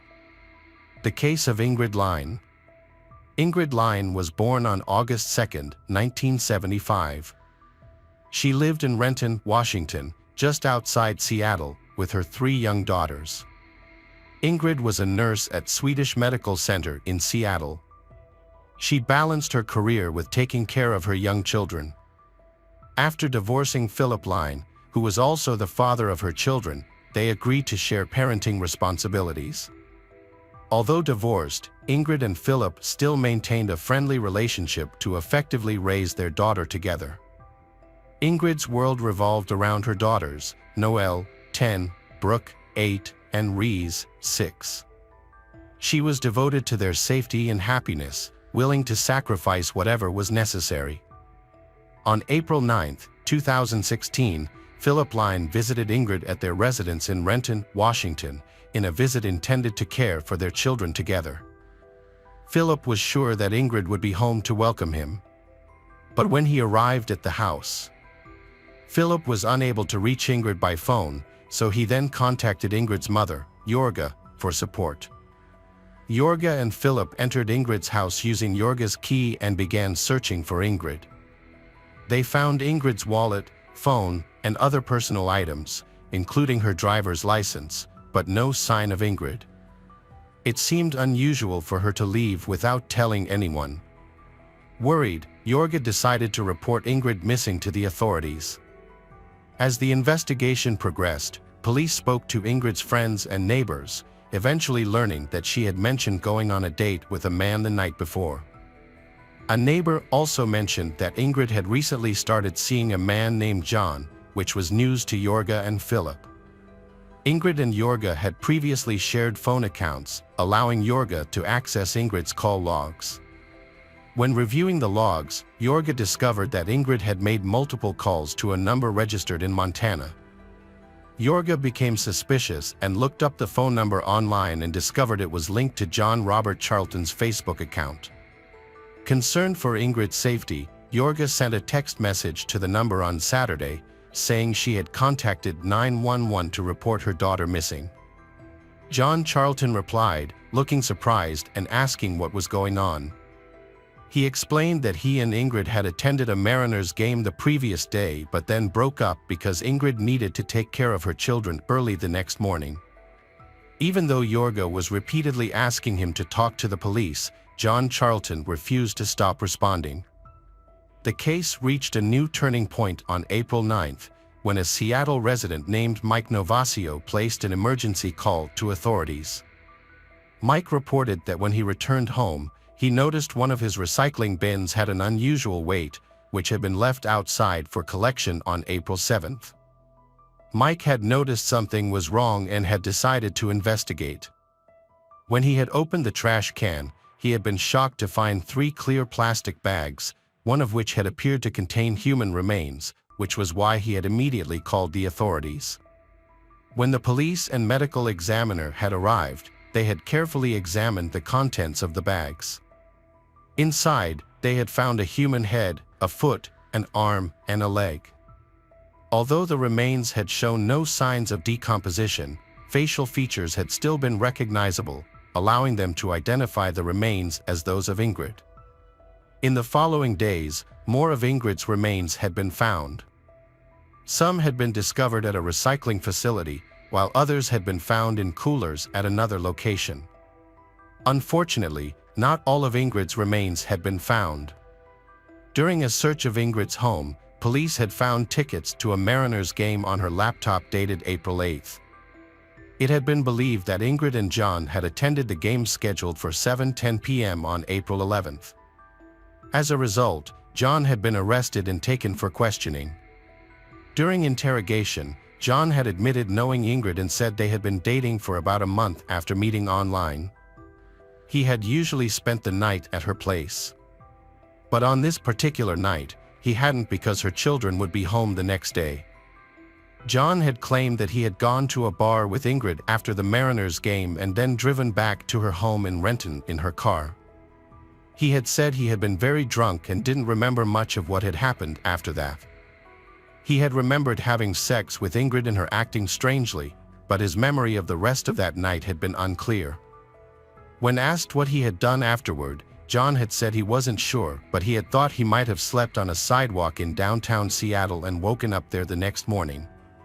He guessed that Ingrid had dropped him off downtown before leaving. John had told authorities he was struggling with alcoholism and had no fixed residence. A physical examination had been conducted and John's injuries had been documented with photographs. He had had scratches on his left hand and forehead, cuts on his mouth and chin, and scratches on his chest. His ex-girlfriend had said she had seen him on April 9th and had noticed his lip was swollen and injured. John had explained his injuries by saying he had been robbed, but this had aroused suspicion among investigators due to John still having his wallet. Ingrid's car had been found by law enforcement in Belltown, a neighborhood near Seattle, on April 20th. However, this discovery raised a contradiction with John's original statement. John had claimed that Ingrid had dropped him off in downtown Seattle and then had driven back home, but evidence from the car had shown otherwise.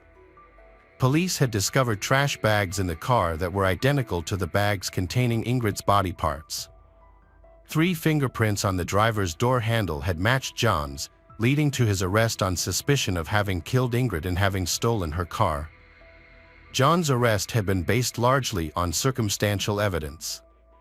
Despite this, he had pleaded not guilty, and his defense team had argued that there had been no direct physical evidence linking him to Ingrid's murder.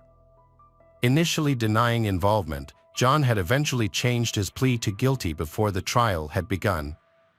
During court proceedings, the prosecution had alleged that John had strangled Ingrid at her home and then had used a pruning saw to dismember her body in the bathtub. John had allegedly dumped Ingrid's body in multiple locations in Seattle. At her residence, police had found a nearly empty package of plastic bags identical to those containing her body. In the bathroom, authorities had discovered a 15-inch pruning saw, suspected to have been the tool used to dismember her body. They had also found human remains underneath the bathtub during their investigation.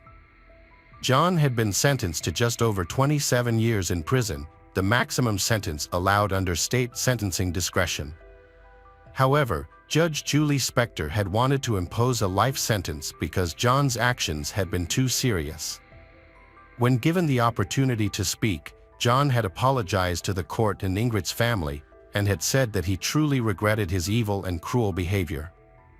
John had had a long history of run-ins with the law, including convictions for serious crimes such as aggravated robbery, felony theft, and assault. He had also been arrested for theft. However, it had been his behavior at home that had worried his parents the most. In 2006, John's parents had felt threatened by their son's actions and had obtained a temporary protective order against him. According to court records, John had been struggling with the pressures of life and had been experiencing psychological instability. On March 2, 2006, he had been drunk and aggressive, trying to fight with his parents at his home. His behavior, not only in words but also in actions, had posed a threat to their safety. John's parents had been concerned about his possible cocaine use and his tendency to hold grudges for years. They had also noticed that when he had been drunk or on drugs, he had become scary, making them fear for their safety. One incident that stands out is when John had forced his mother to watch the movie Hannibal and had warned her to watch this and be careful. This behavior had been disturbing and had added to their concerns. Despite initial concerns, John's parents had eventually asked that the protective order be withdrawn. Following Ingrid's murder, the grief experienced by her family and friends had been immense, reflecting the loss of a caring mother, daughter, and friend. In the wake of Ingrid's tragic death, the community had come together to support her family, demonstrating strength through adversity. Ingrid's memory would continue to live on in the hearts of those who had known and loved her. Her story served as a reminder to prioritize safety and caution when meeting people online.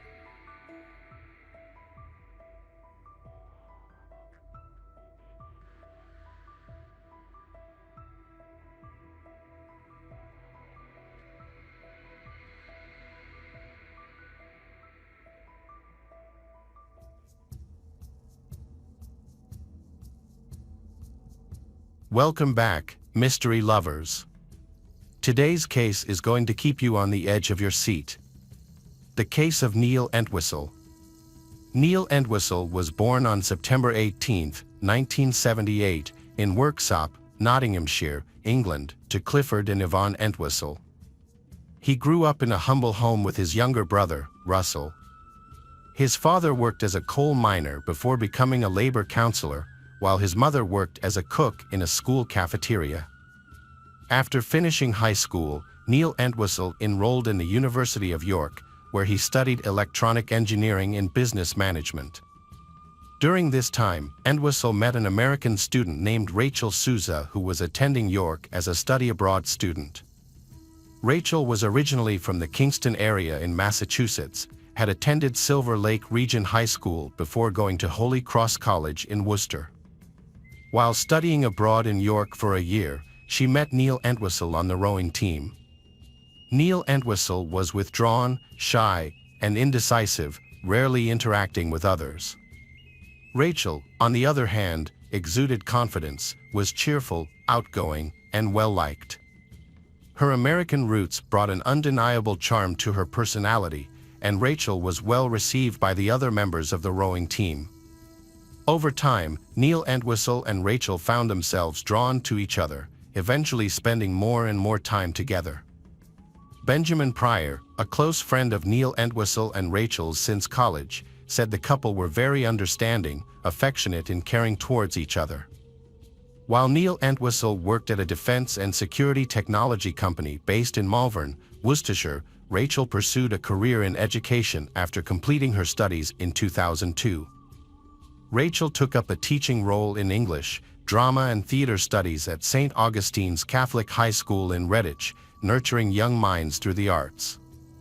In a post on Friends Reunited in June 2003, Neil Entwistle happily shared about his upcoming marriage to Rachel, They met through rowing, although he expressed dissatisfaction with life south of the border in Birmingham. He was happy with his upcoming marriage. In August 2003, Neil Entwistle and Rachel got married in 2 ceremonies, one in Plymouth, UK, and the other in Massachusetts, USA. After the US ceremony, they had a reception in the UK in November of the same year. Neil Entwistle shared the early days of their married life on a family website, including their Christmas 2004 trip to the Mediterranean. In April 2005, their daughter, Lillian Rose, was born. Neil Entwistle and Rachel decided to move to the United States. They initially lived with Rachel's mother and stepfather in Carver, Massachusetts, until they purchased their own home in Hopkinton on January 12, 2006. Their new home was located on a quiet cul-de-sac with only 8 neighbors, creating a peaceful setting close to a major city. Despite Neil Entwistle's efforts to find work as a computer programmer and IT specialist, he encountered difficulties in finding work, leading to financial stress and mounting debt. To ease the financial burden, Neil Entwistle turned to selling PC parts on eBay. However, his business was affected by customer complaints about undelivered orders, forcing eBay to investigate fraud. An investigation into Neil Entwistle's eBay activities uncovered that he was using multiple accounts under different names. Further investigation revealed that Neil Entwistle was involved in running a website called millimaker.co.uk. This website promoted a get-rich-quick scheme that promised to help people in the adult entertainment industry make a guaranteed $6,000 per month within 6 months. The website also claimed to offer 24/7 assistance. However, these claims ultimately led to the website being shut down. Neil Entwistle used online platforms to find sexual partners. He visited several websites to pursue relationships looking for sexual partners. On Adult Friend Finder, Neil Entwistle created a profile and emailed several women expressing his interest in meeting sexual partners. An investigation found incriminating evidence on Neil Entwistle's laptop. In his profile, Neil Entwistle stated that he was interested in meeting American women of different ages. Neil Entwistle also mentioned that he wanted to confirm whether American women were better in bed than women from other countries. Neil Entwistle's profile indicated that he was looking for a specific type of casual relationship and was open to meeting people with similar interests. Testimony at the trial revealed Neil Entwistle had continued his interest in escort services up to January 18, 2006. Online searches he conducted on Google included Blonde Bay Escort Service, Sex Escort Services Westborough, and Escort in Worcester. In their defense, Neil Entwistle's lawyers claimed that his wife, Rachel, was dissatisfied with their sex life. However, when reviewing Neil Entwistle's internet search history, it is revealed that Neil Entwistle had much darker motives than seeking out prostitutes and seeking relationships with other women. During this time, Neil Entwistle visited his father-in-law, Joe Matarazzo, in Carver, Massachusetts. Joe Matarazzo, a member of the Old Colony Sporting Club, had previously taught Neil Entwistle how to shoot. Neil Entwistle also had a .22 caliber revolver with Joe Matarazzo's family. However, on this occasion, Neil Entwistle planned to steal a gun from Joe Matarazzo's family. Neil Entwistle went to his in-laws' home, found a hidden gun, and took it back to his house in Hopkinton. Once home, he secretly hid the firearm, waiting for the right moment to carry out a violent act against his family. On January 20, 2006, Neil Entwistle entered the master bedroom of his home, where his wife, Rachel, and their 9-month-old daughter, Lillian, were sleeping in their new bed. Neil Entwistle shot Rachel in the head and then shot Lillian, who was lying next to her. The bullet passed through Lillian's body and also hit Rachel in the left chest. Later that day, Neil Entwistle returned to Carver with the uncleaned weapon. He would later claim that he had gone shopping at Staples on that Friday and discovered his family dead when he got home. After leaving Carver, Neil Entwistle drove to Boston's Logan Airport on the evening of January 20, 2006. At the airport, he made 2 successful ATM withdrawals totaling $800, but 3 additional attempts to withdraw $420 were declined. The next day, January 21, 2006, Neil Entwistle bought a one-way ticket to London without checking any luggage. He boarded a British Airways flight that departed Boston at 8:15 p.m. that evening. Unbeknownst to Neil Entwistle, several neighbors he had invited for dinner, including Joanna Gatley and her sister Maureen, arrived at his home around 7 p.m. to find it locked with the lights on inside.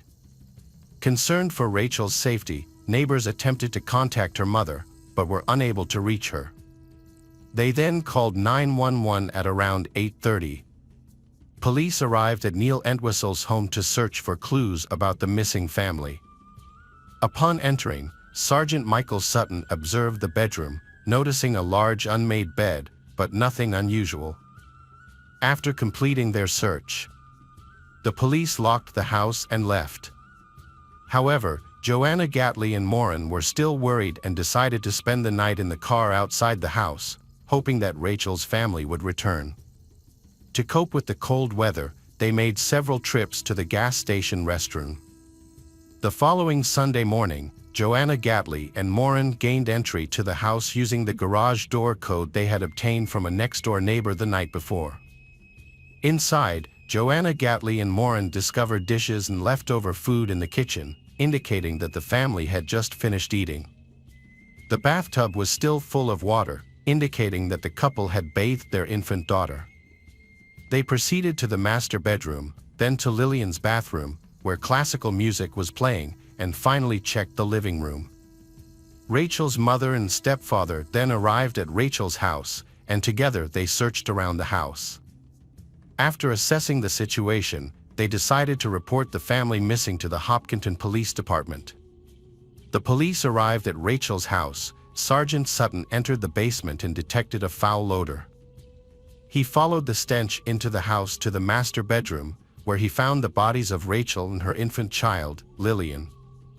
The mother's body was lying on a bed, covered in clothes. Rachel had her arms spread across Lillian's chest, both of them wearing pajamas. Autopsy results showed that Rachel died from a gunshot wound to the head, while Lillian was shot in the torso. DNA evidence was also found on the barrel of the gun and on the butt of the gun, belonging to Neil Entwistle. About 36 hours after returning to England, Neil Entwistle visited his parents, Cliff and Yvonne. He told them that he had been driving around and had spent the previous night in a hotel. During this visit, Neil Entwistle revealed to his parents that he had discovered the bodies of his wife and daughter. On January 23, 2006, Neil Entwistle had a 2-hour telephone conversation with Hopkinton Police, which was recorded. On January 26, 2006, U.S. law enforcement officials traveled to the UK to interview Neil Entwistle. The next day, after consulting with a lawyer at the U.S. Embassy in London, Neil Entwistle chose not to cooperate with the American detectives. Meanwhile, Rachel and her daughter Lillian were buried in Evergreen Cemetery in Kingston, Massachusetts, under the surname Souza, sharing a single grave. With around 500 people attending the funeral to pay their respects. However, Neil Entwistle was absent from the ceremony, and Neil Entwistle's name was not mentioned in the proceedings or inscribed on the headstone. Despite this, Neil Entwistle sent a bouquet of flowers, consisting of an orange rose and a white lily, with a note that read, "My orange roses and lilies forever, signed Sakoko." After returning to the UK, Neil Entwistle resumed his normal life in February 2006. However, the media continued to gather outside his parents' home in Worksop. Neil Entwistle went to Notting Hill for dinner with his old crew from York University, followed by a trip to the cinema. Just a week after the funeral, on February 8, 2006, the Middlesex County District Attorney's Office issued an arrest warrant for Neil Entwistle. The following day, February 9, 2006, Neil Entwistle was arrested by police at Royal Oak Station as he was about to board a train. Neil Entwistle was returned to the United States on February 15 and appeared in court, where he was denied bail and held at the Middlesex County Jail in Cambridge, Massachusetts. On March 28, 2006, Neil Entwistle was formally charged with murder and illegal possession of a firearm and ammunition. Neil Entwistle pleaded not guilty despite the charges against him. Almost a year after the incident, in December 2006, authorities at Middlesex County Jail found letters Neil Entwistle had written to his parents and lawyers. These letters showed that Neil Entwistle was depressed and might be thinking about killing himself. As a result, he was moved to Bridgewater Hospital for a psychiatric evaluation before being sent back to Middlesex County. Forensic psychiatrist Christopher Cordes believed that Neil Entwistle's behavior was caused by Asperger's syndrome, a view that was shared by Dr. David Holmes. After several delays, the process of choosing jurors for Neil Entwistle's trial at Middlesex Superior Court began in June 2008. The trial for the double murder of Neil Entwistle's wife and daughter began on June 2, 2008, in Massachusetts. Elliot Weinstein led the defense team for Neil Entwistle. During the trial, Elliot attempted to object to the prosecution's plan to introduce DNA evidence, but was unsuccessful. Elliot also attempted to suppress other evidence found in the family home, arguing that it was taken without a warrant, but this effort was also unsuccessful. Neil Entwistle chose not to call any witnesses or testify during the trial. Notably, Neil Entwistle showed little emotion throughout the proceedings. On June 25, 2008, the jury delivered a guilty verdict, convicting Neil Entwistle of 2 counts of first-degree murder, as well as unlawful possession of a firearm and ammunition. As a result, Neil Entwistle was sentenced to life in prison without the possibility of parole.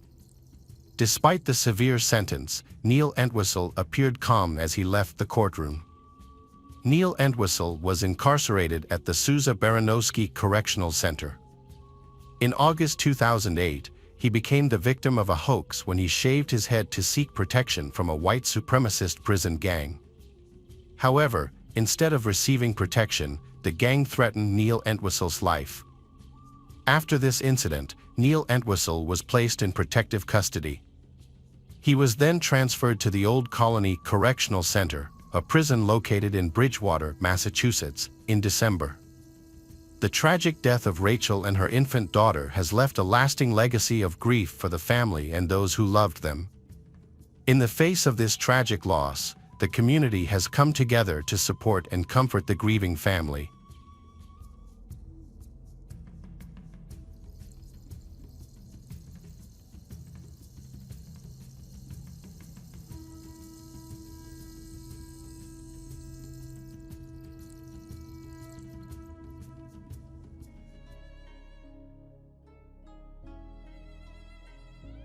Hi everyone, thanks for returning. Let's unravel another perplexing mystery. The case of the Roman family. Jean-Claude Roman was born on February 11, 1954 in Laas, France, and grew up in Claques, Jura. He received his baccalaureate in 1971. He began his studies at Lycée du Parc in Lyon but dropped out after 1 semester. He then enrolled in medical school. Florence Cray was born on March 6, 1956. She pursued a medical degree at the University of Lyon, where she met Jean-Claude Roman, a distant cousin of her family. Initially, they didn't have a strong connection and barely spent time together. However, through mutual friends and study sessions, they gradually grew closer. Jean-Claude was attracted to Florence and he made an effort to win her over. In return, Florence considered him an ordinary person, not particularly outstanding. Her ideal partner was someone who combined the typical qualities of a doctor: intelligent, charming, and attractive. After failing her second exam, Florence decided to switch from medicine to pharmacy. Jean-Claude and her friend Luc Ladmiral, also supported her decision. The three of them maintained the habit of studying, taking exams and supporting each other for a long time, finally graduating in 1980. Florence and Jean-Claude then married, and 6 years later they welcomed their first daughter, Caroline. 2 years later they had a son, Antoine, after Caroline was born. Florence lived a normal life as a wife and mother, working part-time locally to support her family. Her husband, Jean-Claude Raman, worked for the World Health Organization in Geneva, near their home in France. In late December 1992, Florence was out running errands in Fère, France. Her children, Caroline and Antoine, were at school, and Jean-Claude was at work in Geneva. It was a normal day, with Florence still thinking about their recent Christmas celebrations. While she was out, she met the school principal. They exchanged holiday greetings and began discussing their Christmas experiences. The conversation eventually turned to an incident involving Florence's husband. The principal mentioned that the principal had been demoted due to an affair with a teacher, which led to a school board meeting. Her husband, Jean-Claude, also served on the school board, so the principal wanted to discuss the matter with Jean-Claude, so the principal's secretary tried to find Jean-Claude's contact information in the World Health Organization directory, since Jean-Claude worked there. However, Jean-Claude's name was not found, which the principal found strange. Florence laughed it off, but she was also curious. Florence assured the principal that there must be a good reason why Jean-Claude's name and phone number were not listed, and she promised to raise the matter with Jean-Claude when he got home from work. Jean-Claude and his acquaintances have lost touch. He keeps his professional life private, sharing very little with family and friends. His wife, Florence, believes he is a respected researcher in the medical field, but she knows little about his work, and Florence does not even have his office phone number. If Florence needed to contact him urgently, she would page him, and he would call her back as soon as possible. When friends asked Florence about Jean-Claude's role at the World Health Organization, WHO, she would laugh and admit that she wasn't sure. Sometimes, she would jokingly speculate that he might be a secret spy. In 1992, Florence discovered that the WHO hosted an annual Christmas tree event, where staff members could bring their families to decorate a tree together. What surprised her was that Jean-Claude had never mentioned this event to her. Florence was deeply disturbed by the recent events surrounding her husband. First, the school president revealed that her husband was not listed in the WHO directory, despite his claims of working there. Then, she discovered that a significant family event had taken place at his workplace over a decade ago, which he had never mentioned to her. These discoveries likely weighed heavily on Florence's mind. However, during the holiday season, Florence's brother visited the family and noticed a profound sadness surrounding Florence. As the new year, 1993, began, Florence and Jean-Claude spent time together, going shopping. During their outing, Florence insisted that Jean-Claude buy himself a new suit. On January 5, Jean-Claude withdrew a total of 2,000 francs from 2 different ATMs. He then gave 500 francs to a homeless person he met before going to a gun store. At the gun store, Jean-Claude purchased tear gas canisters, cartridges, a silencer for a .22 caliber rifle, and a stun wand. Jean-Claude returned home, however, on January 11 at 4 a.m., a frantic call was made to the fire brigade, reporting a fire at the house. Garbage collectors on their early morning rounds discovered the house on fire and immediately alerted the fire brigade. The firefighters rushed to the scene and began extinguishing the flames. While they were working, they noticed someone moving in the upstairs bedroom window, indicating that the person was seeking help. Medical personnel were called, and the person, who was Jean-Claude, was rescued from the burning house. After being rescued, Jean-Claude was found unresponsive and in shock. Paramedics immediately attended to him, and he was taken to the hospital, where he eventually fell into a coma. The fire was quickly extinguished, allowing first responders to enter the premises. A family friend, Dr. Luke Ladmiral, was called to the scene and was met with the devastating sight of the charred remains of Antoine, Caroline, and Florence being carried out on stretchers. When a household fire results in fatalities, the police typically launch an investigation to determine the cause of the fire and rule out any potential criminal activity.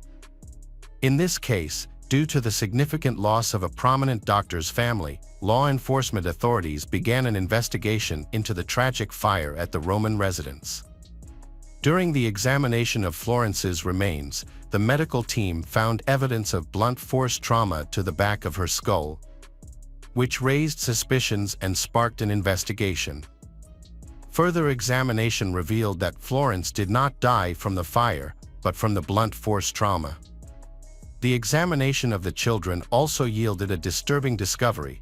Caroline and Antoine did not die in the fire, but were shot hours before the fire started.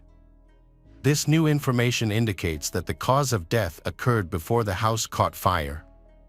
As a result, the police have opened an investigation into the suspicious deaths of Florence and her children. However, Jean-Claude is in a coma and unable to provide any information, so the police have to look for other leads. Florence's home became a crime scene and police began interviewing relatives, acquaintances, and neighbors to find out what had happened to the family. As part of the investigation, police also contacted Luke Ladmiral, the doctor who witnessed the victims being taken from the scene. Luke had no idea what was going on, and Luke had no clue who the Florence family had enemies when asked by the police. Luke still couldn't think of anyone who might want to harm them. However, Luke was asked to come in for questioning again a few days later. During this questioning, the police asked Luke about the family's relationships and any recent events that might have led to the fire. After a thorough questioning, the police still couldn't find any reason to believe that the family had any enemies or that anything unusual had happened before the fire.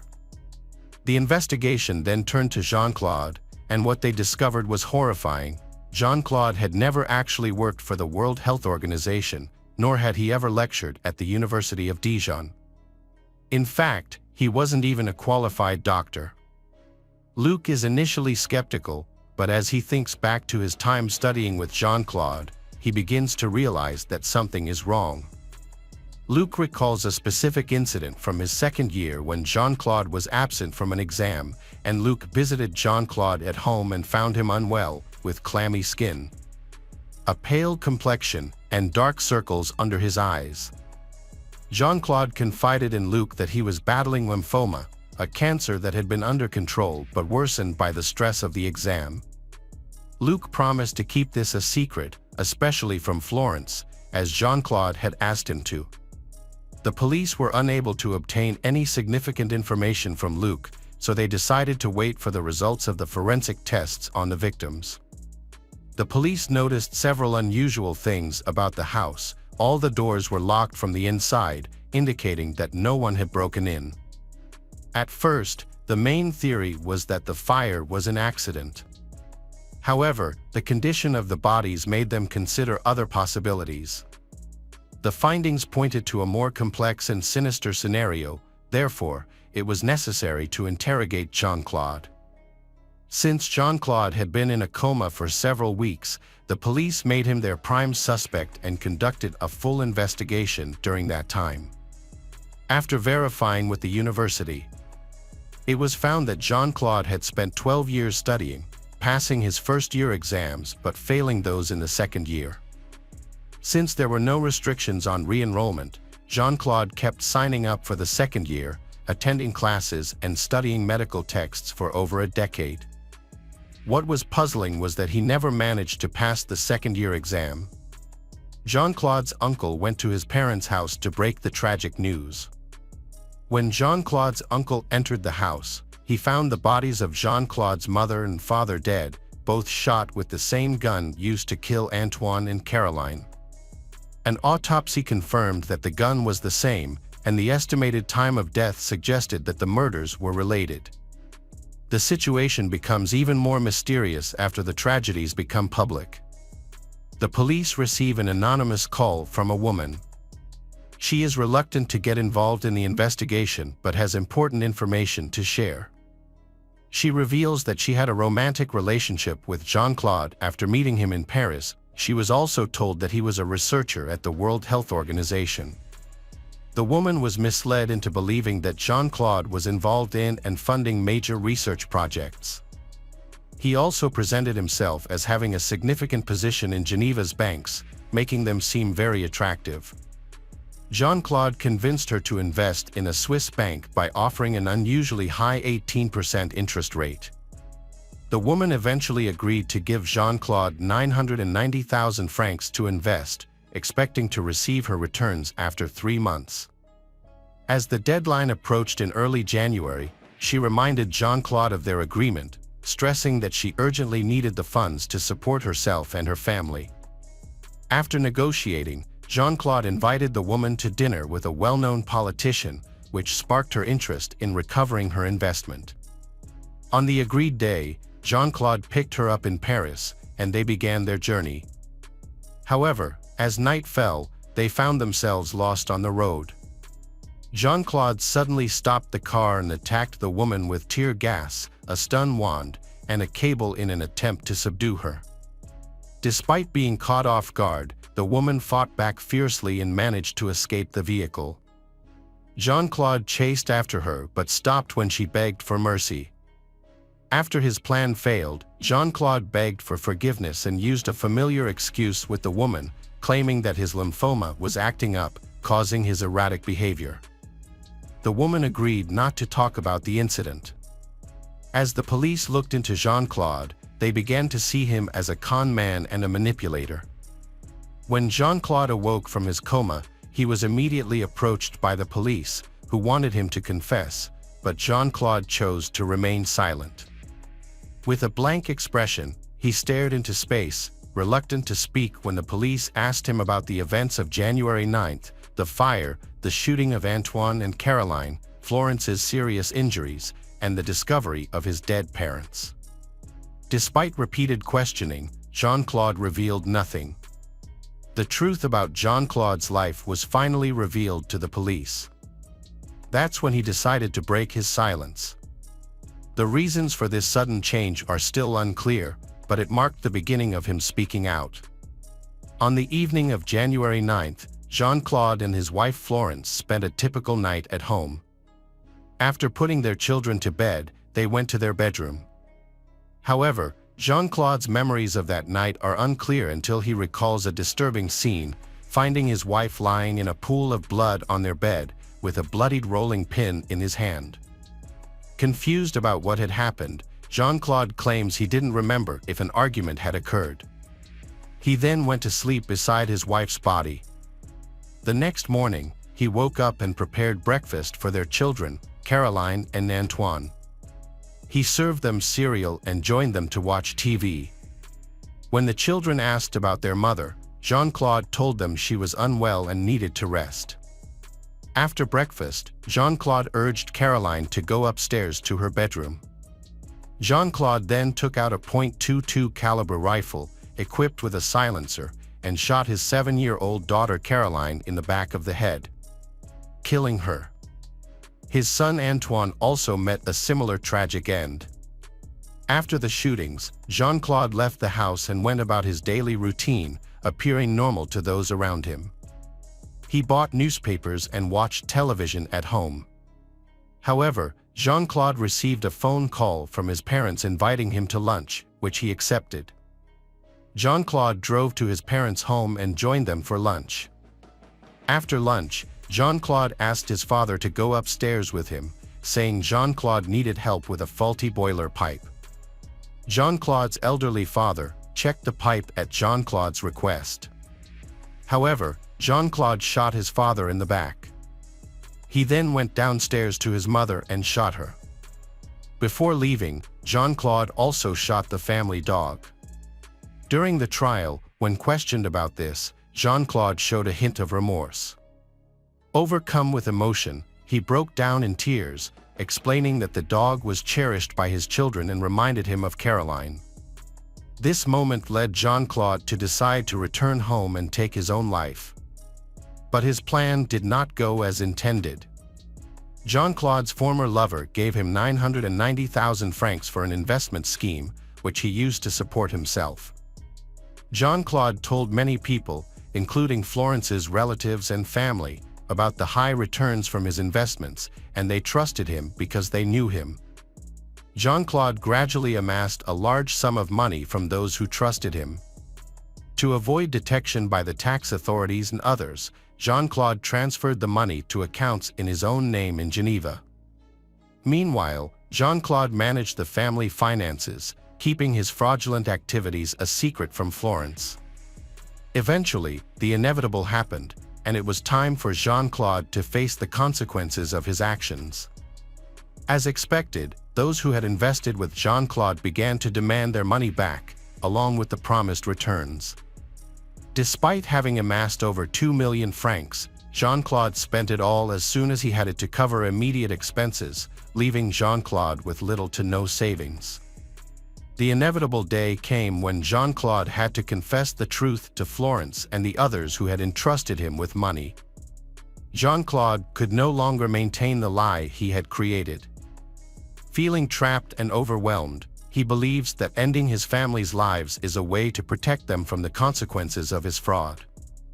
Jean-Claude then plans to commit suicide to avoid facing the reality of his situation. On June 23, 1996, Jean-Claude's trial began. Throughout the trial, Jean-Claude remained largely silent, sitting behind a glass partition with police on either side. On July 2, the court delivered its verdict. Jean-Claude was found guilty of murdering his wife, children, and parents. He was given a life sentence with no chance of parole for 22 years.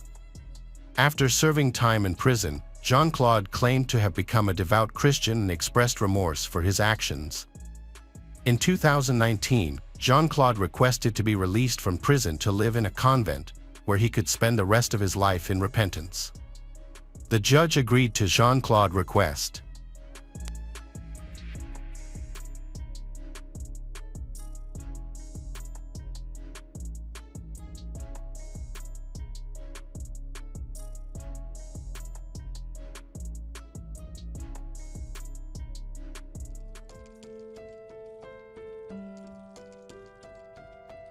Hello again, true crime fans. We've got another mysterious case to explore. The case of Dawn Hatcheny. Dawn Marie Hatcheny was born on December 5, 1969, in Seattle, Washington.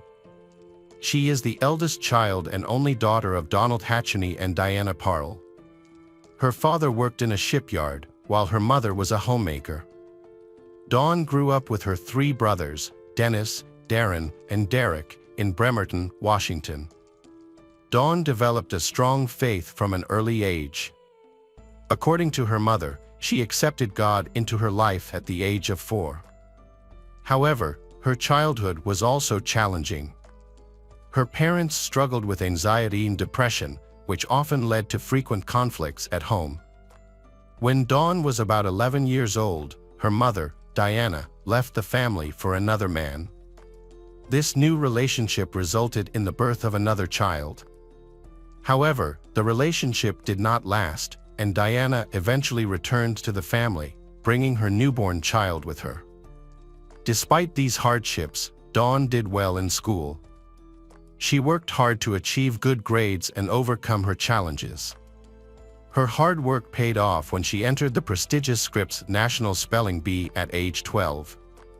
This achievement not only led her to the White House, but also gave her the opportunity to meet former President Ronald Reagan. Dawn graduated as valedictorian from Bremerton Christian School in 1988 and then attended Northwest College of the Assemblies of God Church in Seattle. During her college years, she met Nick Hatcheny, and they quickly formed a close relationship. However, Dawn's friends were concerned when she called Nick her other half after only a few dates, as they worried that Nick's assertive personality might not be a good fit for her. They wanted Dawn to find someone who would be unwaveringly supportive and emotionally committed. Nick grew up in Poulsbo, Washington, and his childhood shared some similarities with Dawn's. However, his family life was difficult. His father, Dan, was often distant and busy with work, leaving Nick feeling neglected. Nick's mother, Sandra, was busy with home daycare and foster care, which left Nick feeling like he was not a priority to her. He even felt that his mother favored his biological siblings and adopted children over him, leading Nick to believe that she hated him. Nick struggled with the emotional distance between his parents, especially his mother's long-term depression and his father's lack of attention. As a result, Nick lacked emotional support and connection from his family, which had a profound impact on his life. Despite his isolation, Nick found comfort and faith in the Bible and Christianity, which boosted his confidence during his teenage years but occasionally led to social isolation due to his growing self-assurance. Nick and Dawn first met in college. Initially, Dawn's friends found it strange that she liked Nick because his personality was completely different from hers. She was outgoing and confident, while Nick was not. However, as Dawn spent more time with Nick, she began to change. She was no longer the confident, independent, and driven person she once was. Instead, she became shy and indecisive, often agreeing with Nick's decisions even when they were not right for her. Although their relationship seemed unhealthy, their love for each other remained strong. Nick proposed to Dawn on Alki Beach in 1990, and they were married on April 20, 1991. As newlyweds, they moved to Bremerton, where Dawn worked as a loan officer and Nick became a youth pastor at Christ Community Church on Bainbridge Island near Seattle. Nick had always aspired to be a youth pastor at Christ Community Church, where he had previously had a good relationship with a pastor named Smith. However, Nick gradually drifted away from Smith when he found doctrinal agreement with Pastor Robert Billy Craig. Robert saw in Nick as nothing more than a tool to carry out his plan to overthrow Smith and take complete control of the church as senior pastor. Meanwhile, in 1997, Dawn and Nick faced housing problems due to frequent moves, living in houses they had renovated and sold. Dawn dreamed of having a family and a stable life. To solve this problem, Nick found a house in need of repair in East Bremerton and planned to move in, renovate it, and make it their home. However, the purchase and repair of the house put Nick and Dawn in debt. Although their relationship appeared perfect, with Dawn being Nick's supportive and accommodating wife, there were hidden problems that no one saw. Dawn even joked that if she and Nick broke up, Nick would stay with her instead of moving back to his parents' house. Meanwhile, Nick continued to borrow money from church members, putting him further into debt. He embarked on an ambitious project to start a Christian youth camp. Although the project was financially taxing, Nick committed to it because he had a strong desire to do so. Nick's story was closely related to Sandy Glass, a parishioner of Christ Community Church. When Nick was trying to find the right land to build his youth camp, Sandy confirmed once again that he had great ambitions. Sandy Glass's life had been full of ups and downs. She had faced many hardships in her life. Her first boyfriend died of an unknown illness, her father died in a construction accident, and her brother struggled with drug addiction. She married Jimmy, a carpenter, but their financial situation was strained because the family depended entirely on Jimmy's income while Sandy stayed home to care for the children. Sandy also struggled with her spending habits, often living beyond her means. This led to frequent arguments between her and Jimmy. These arguments sometimes caused Jimmy to express his frustration by yelling or withdrawing from the situation. To resolve their marital conflicts, Sandy and Jimmy sought help from the church and attended marriage counseling sessions coordinated by Nick. Nick had been the church's marriage counselor for many years. However, some parishioners filed complaints with Pastor Robert about Nick's counseling style. They were upset that Nick often asked personal questions and ignored other important issues. His discussions often focused on sexual issues, ignoring other aspects of marriage. Despite this, church members trusted Nick because he had the support of their former pastor, Smith, They felt that Nick would not have been entrusted with this role if he were not trustworthy. In the fall of 1997, Pastor Robert replaced Smith as senior pastor. Smith and his wife then left to do missionary work in Africa. Jimmy's parents, who were also church members, disagreed with his decision to seek church counseling. They were skeptical about Nick's qualifications and experience in guiding their son's marriage. When Nick focused primarily on Sandy, they became even more concerned because they felt he should focus on both of them equally. The relationship between Nick and Sandy went beyond the boundaries of a normal mentoring relationship. They spent too much time talking on the phone, meeting at church, and even outside. This made Jimmy's parents feel that their relationship was inappropriate as they interacted frequently and acted intimately. Pastor Robert's wife, Pamela, also noticed Nick's behavior and spoke to him privately. She expressed her concerns about his inappropriate behavior and advised him to focus on his own marriage. When complaints about Sandy and Nick's relationship arose, Robert had to intervene. He warned Sandy that her relationship with Nick was unacceptable and needed to end immediately. However, Sandy felt that she had a special connection with Nick. She wrote a letter to Robert, expressing her anger and frustration. In the letter, she stated that she felt Robert did not trust her. The relationship between Sandy and Nick had a negative impact on those around them. Dawn and Jimmy, along with Jimmy and Sandy's children, felt hurt by this. At one point, one of their children told Jimmy that Sandy and Nick had talked about Nick becoming their new father when Jimmy died. At church, Dawn began to share her grief with her friends. She told them about her financial situation and her desire to have children, but Nick was against the idea. By the end of 1997, Nick was romantically involved with several women besides Sandy. He spent time with them in private and on phone calls that lasted for hours. However, Sandy dreamed of the beautiful future she hoped to have with Nick. She encouraged him to invest more in the plan to open a youth camp and develop a romantic relationship with her. She believed that both of them were brought together by fate. A group of women in the congregation had tried to clear things up with Dawn, letting her know that the problems in her marriage with Nick had not been her fault, but rather Nick himself. However, her life had not turned out the way she had expected when she had married him. Back on Christmas, Dawn had woken up feeling unwell.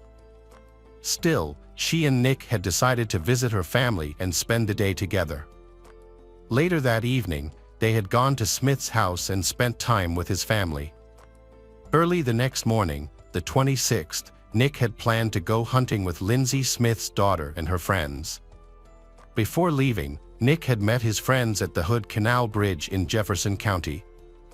After a few hours in the woods without catching anything, they had decided to return and have breakfast at a local diner around 9 a.m. While everyone was eating, Nick had suddenly become concerned and said that Dawn and he had not opened their Christmas presents. Around 9:30 a.m., Nick had left the diner and returned home. At 10 a.m., he had discovered that his wife had died in a fire. Investigators had discovered that the fire had initially started in Nick and Dawn's bedroom due to a faulty space heater. The space heater had burned fiercely and quickly spread due to the presence of newspapers and wrapping paper in the room. The situation had been made worse by the presence of multiple propane tanks on the floor. There had been a surprising detail in the story. Less than an hour earlier, Nick had told his friends at the diner that he and Dawn had not opened their Christmas presents. However, when he had spoken to the authorities, he had said that they had opened the presents the night before.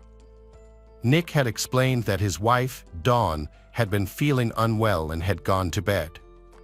He also had said he had received a propane tank as a Christmas gift. Because they had frequently renovated their home, they had to use a space heater during the winter. This type of heater often lacks modern safety features, leading to fires and deaths. The police had found no evidence that Nick's story had been false.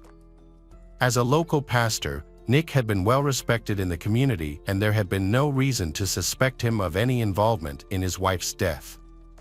Nick's congregation had tried to support him during what they had believed was a difficult time.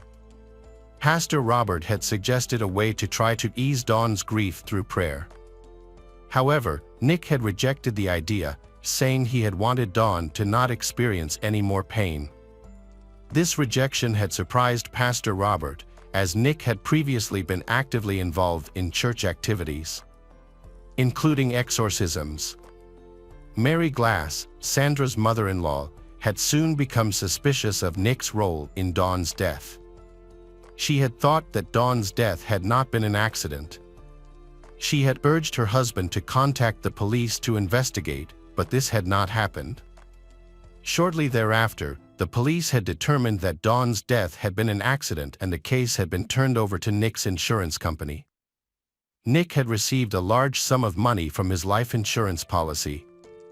This had been a bit strange to his friends and family, but they had later understood that Nick and Dawn's large debts and Nick's desire to build a youth camp had made him need the money. Some church members had found Nick's way of grieving for Dawn unusual, but they had not voiced their concerns because they had thought that people process grief differently. The church community then had held a celebration of Dawn's life, where family and friends had gathered to share stories about her and remember her life. During the celebration, Nick had shown remarkable composure throughout the funeral. Additionally, friends who had been helping clean Nick's house had discovered pictures of Dawn hidden in the back of a closet. This had suggested that Nick had wanted to remove memories of Dawn. Nick also had begun to show a cold and indifferent attitude towards many people, including some church members, neighbors, and friends. Nick's behavior had become even more suspicious when he had quickly developed a close relationship with Dawn's mother, Diana, under the guise of mourning his widowhood. This had shocked and outraged many. Even Pastor Robert could not stand Nick's behavior and had asked him to leave Christ Community Church. This expulsion had been a huge blow to Nick and marked the beginning of troubles in his life. On April 10, 2001, Sandy and her attorney met with the district attorney to negotiate her plea. In exchange for immunity, she had to reveal a secret that had been kept since the morning of December 26. Sandy recounted that on the morning of Dawn's death, Nick contacted her and said, "I did it."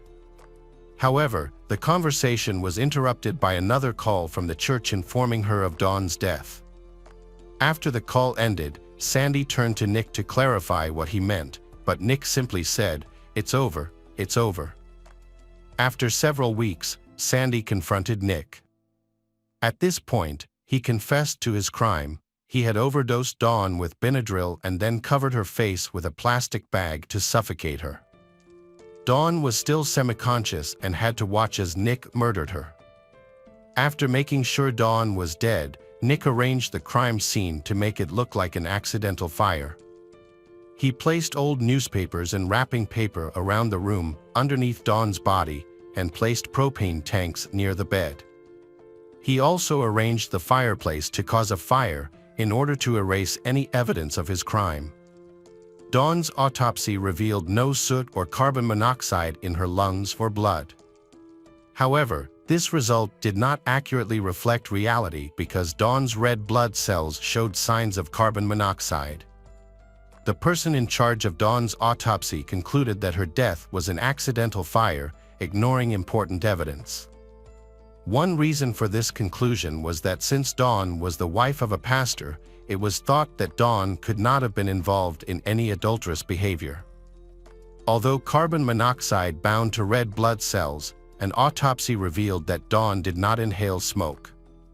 However, she had overdosed on the drug Benadryl, 5 times the normal dose. Some believe that this dose was not enough to cause respiratory failure. The pathologist also suggested that even if she had been asleep, Dawn would have reacted to the increased temperatures of the fire. Interestingly, crime scene photos showed newspapers underneath Dawn's body, but this detail was largely overlooked. Nick was finally arrested on September 12, 2001, in the Kinko's parking lot, and vehemently denied any involvement in Dawn's death. Nick still faced a first-degree murder charge. His bail was set at $750,000. Sandy's testimony to investigators added to the frustration with the police over the nearly 4-year delay in considering Nick a suspect or making an arrest. Sandy cooperated with investigators because she was angry that Nick had relationships with other women in the church and felt taken advantage of. She believed that God did not approve of their relationship and that therefore Dawn's murder was against God's will. Church members who were questioned described Nick's strange behavior and inappropriate relationships. They also expressed frustration that he did not buy Dawn a tombstone after receiving the life insurance money. On September 17, 2001, Nick appeared in court and pleaded not guilty. He alleged that the church had cursed him and that Pastor Robert was a much more evil influence than the police could understand. Nick's trial then began. Nick was initially charged with first-degree murder, but the charges were amended to aggravated first-degree murder, which carried a sentence of life in prison without parole. Witnesses who testified included women who had relationships with Nick and several church members who had confided in him. They provided information that helped the jury better understand Nick. They had shared details of experiences they believed involved visions and direct messages from God, but in reality, Nick had used these to rationalize and manipulate others. Smith's daughter testified, describing how she had been introduced to Nick through her father and how Nick had taken advantage of her during her teenage years. The sexual relationship between her and Nick had begun shortly after Dawn had died and continued until she had moved away about a year later. Doctors and forensic experts had also testified, noting that Dawn's body had contained important clues regarding the events of that day. However, these clues had been ignored because Nick had been a pastor.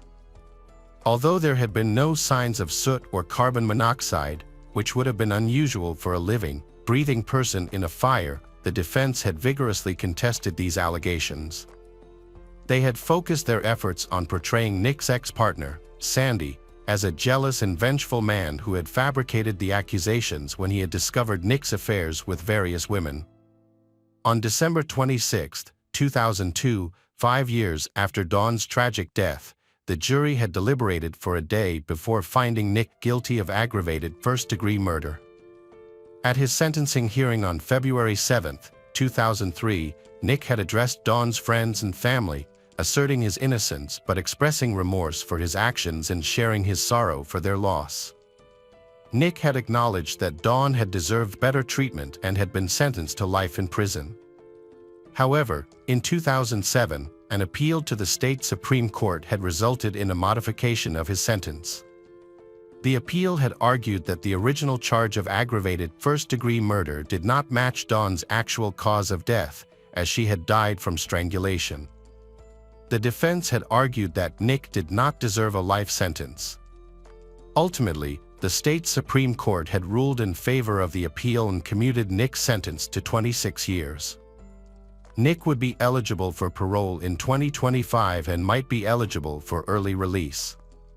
Dawn had gone too soon, but not forgotten. She had chosen a life with someone she had trusted, but that had not come true. Sadly, that had led to betrayal and her heartbreaking death.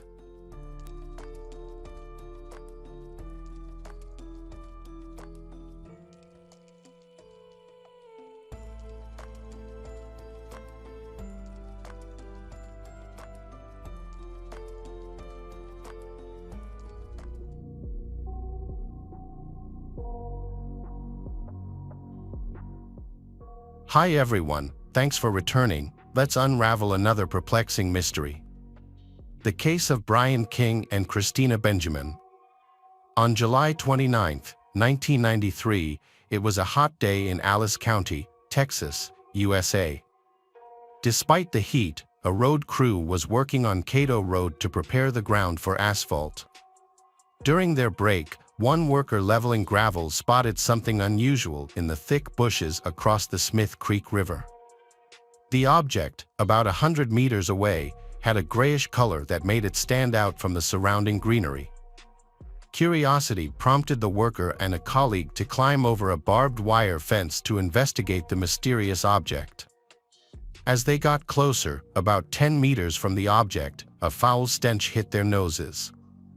The stench became unbearable, and they covered their noses with their clothes. As they got closer, they discovered that the object was a corpse. It appeared to be a she, probably of school age. The gruesome sight showed torn flesh covered in flies, but the most shocking aspect was that the girl's head and arms were missing. The workers quickly notified their supervisor and decided to call the police.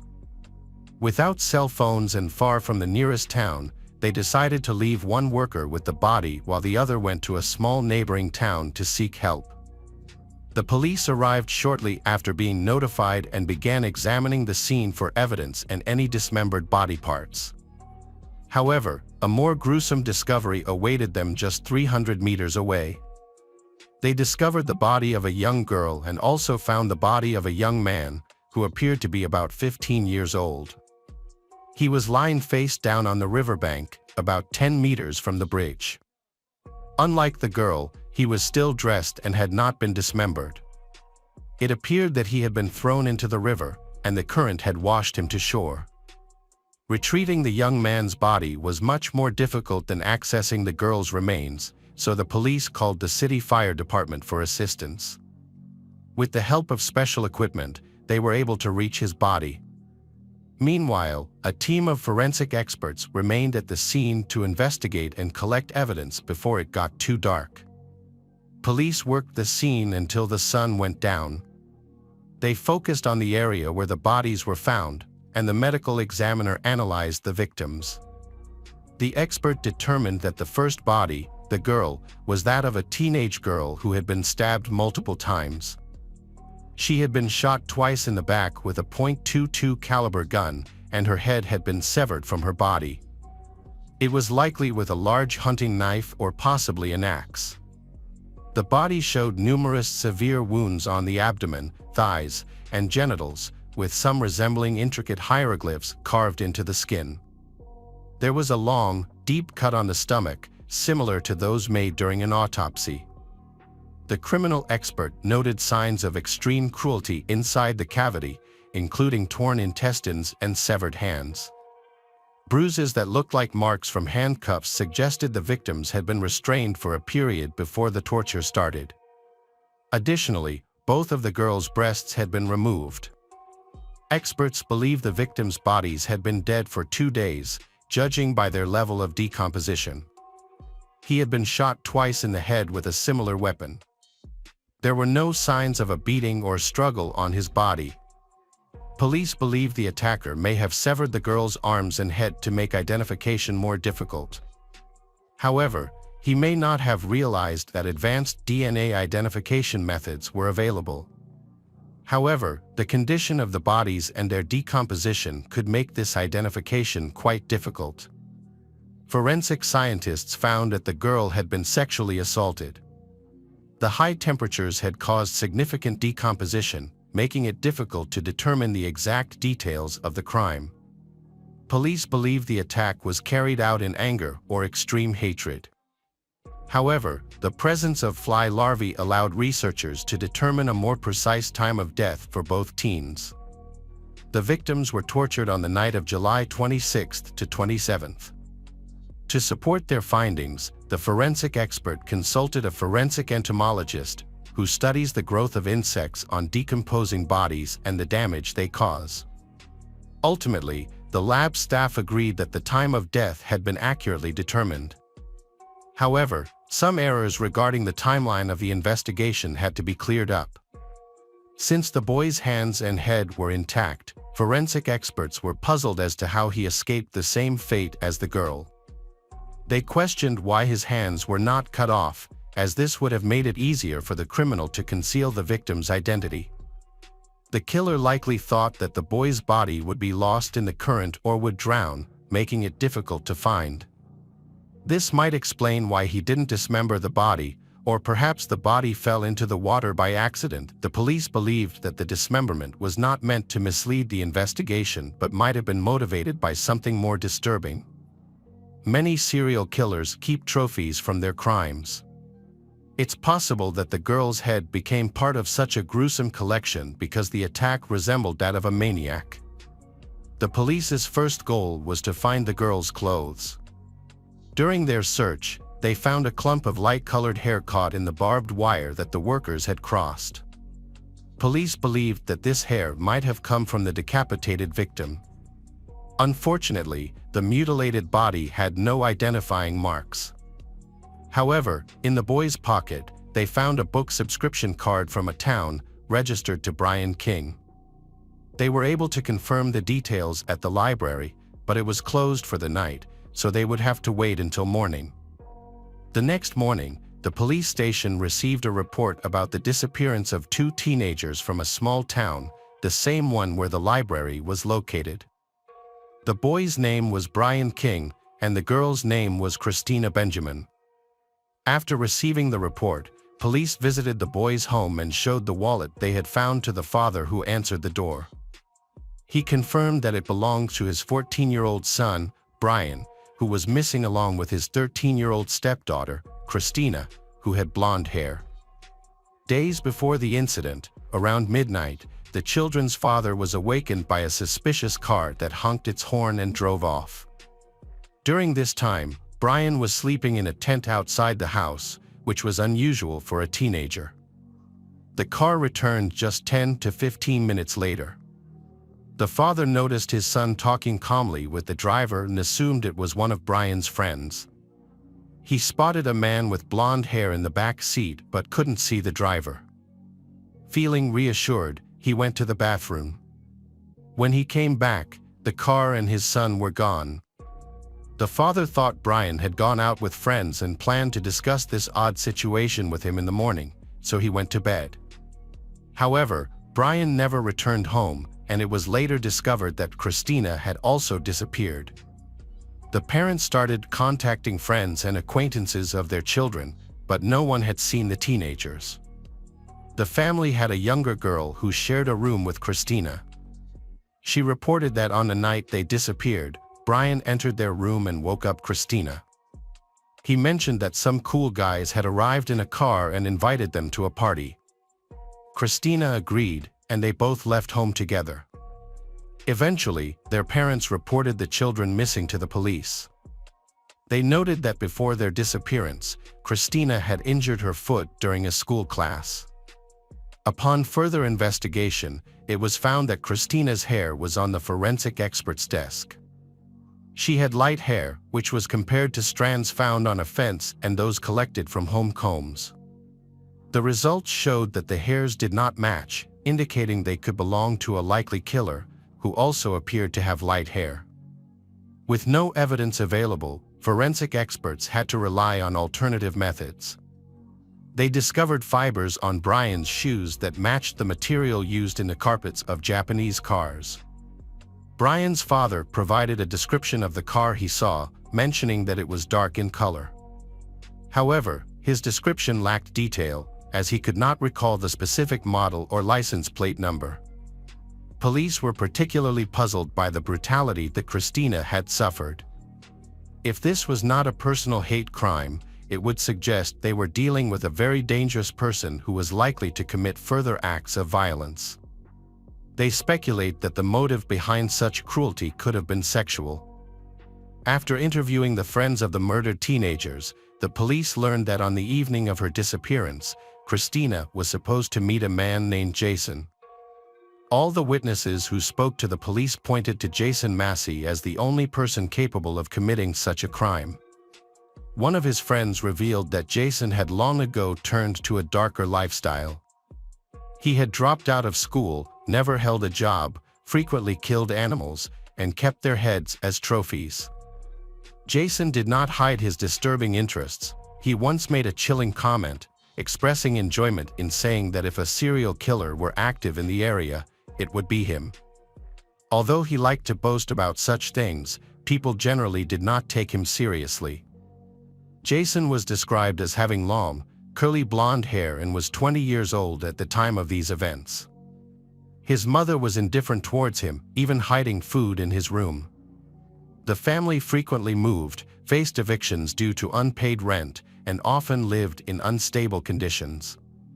Jason had a difficult childhood, living in a car and facing a harsh environment. He was addicted to alcohol and drugs, bullied weaker children, and started harming animals. His father was also addicted to drugs and treated him badly. During Jason's school years, his father was incarcerated for a long time, but it had a serious impact on his mental health. Jason was involved in various petty crimes, including stalking.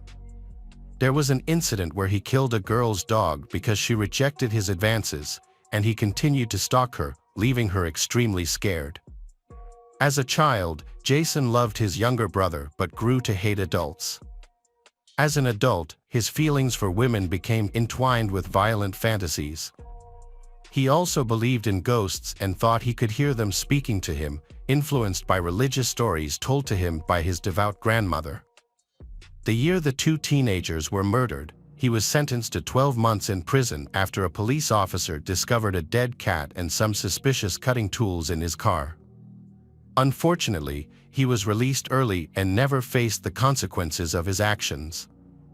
Police reported that when Jason was arrested, he was wearing handcuffs and appeared to be enjoying the situation. Jason did not resist arrest and confidently stated that he would be released soon. After searching his home, police found numerous newspaper clippings about the murders, a collection of adult videos, a box filled with handcuffs, and knives that had traces of blood. His room also contained books on satanic themes. In the Jason's car, a brown 1982 Subaru, forensic experts discovered what appeared to be blood stains, particularly concentrated in the trunk. They also found duct tape with light hair that did not belong to the Jason, a receipt for ammunition, a hunting knife, and a brown carpet with fibers matching those found at the crime scene. During questioning, the Jason denied any involvement in the crimes. He assumed he knew where the severed body parts were and even offered to lead the police to them. They searched the forest for several hours together but found nothing. After returning to the station, Jason requested a lawyer and stopped cooperating with the police. Soon after, the police received an anonymous tip suggesting that Jason was the only one who could be responsible for the teenagers' massacre. Later, a witness emerged who had spent much of the evening of July 26 with Jason. She stated that he had left home acting strangely aggressive, likely due to drug use. She noticed he had handcuffs and a gun, which made her uneasy, but she didn't report it to the police because she was afraid of him. The girl later said that Jason owned a .22 caliber pistol, the same type used to shoot the Brian and Christina, and that he had purchased ammunition shortly before killing the two children. DNA evidence from blood and hair found in his car matched the victims. Police gathered more and more circumstantial evidence linking Jason to the massacre, while he had no alibi. That evening, his friends and acquaintances found him strange, and some even felt afraid of him. A teacher from the school Jason attended said he was fixated on disturbing images, including satanic symbols. He often spoke about murders, which frightened some of his classmates. At that point, there was no solid evidence against him. To establish Jason's connection, the FBI was called in to create a criminal profile using photographs from the crime scene. During the investigation, it was discovered that Jason's mother had discovered several of Jason's notebooks the previous June. These notebooks contained disturbing content, including a list of girls Jason wanted to kill, with detailed descriptions of the violent acts he fantasized about. Christina was at the top of the list. The alarming nature of the diary prompted Jason's mother to seek help from a psychotherapy clinic after reading them. A psychiatrist assessed Jason and concluded that he posed a danger to himself and society, leading to his admission for intensive care and further observation. However, not all medical professionals agreed with the diagnosis of antisocial disorder. Most doctors, after conducting evaluations, opposed this diagnosis, resulting in Jason's release from the clinic without further treatment. Jason's writings became crucial evidence in the case, as they showed his obsession with thoughts of murder and torture directed at young girls for several years. He claimed that his desire to kill was motivated purely by sexual arousal. On March 17, 1994, Jason was charged with 2 counts of premeditated murder, yet he maintained his innocence. 3 weeks after the charges were filed, the hearings commenced. The prosecutor's office intended to pursue the death penalty for the defendant, which is permitted under Texas law. The hearing started on September 28, 1994. The prosecution alleged that in mid-July 1993, Jason confided in a friend that he had obtained ammunition, knives, and handcuffs, and that he had devised a plan to kidnap Christina from her home. He used Brian to entice both teenagers into a car, claiming they were going to a party. Once inside, he quickly disposed of the boy and shot him in the car. Christina attempted to flee, but he injured her, caught her, and proceeded to torment her. The prosecution worried that Jason could evade justice since the public defender argued that the investigation was biased. The police focused only on Jason as a suspect after hearing about a mysterious individual, neglecting to consider other possibilities. The defense lawyer pointed out to the jury that the evidence and assumptions made by the prosecution needed further investigation.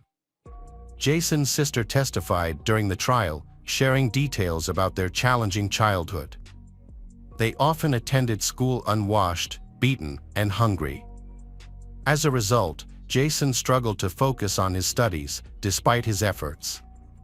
However, her testimony backfired when the prosecution pointed out that, despite their hardships, his sister managed to lead a decent life without committing violence. This was argued as a reason why Jason's background couldn't justify his cruel actions. The prosecution's team included a forensic expert and a forensic entomologist, who provided a thorough report on Christina's autopsy and the severe injuries she endured. Their findings indicated a brutal and unrestrained act of violence, suggesting that allowing Jason to leave the courtroom would be a grave injustice. One of the witnesses for the prosecution was Chris Nowlin, the same friend who was driving the car that transported the teenagers from their home. He chose to cooperate with the prosecution by testifying against Jason in exchange for immunity from criminal charges related to his involvement. Jason convinces his friend Chris to meet his girlfriend. Jason lies that he has been dating Christina since high school. When they reach a secluded area near a bridge, where Jason reveals his dark intentions to Chris.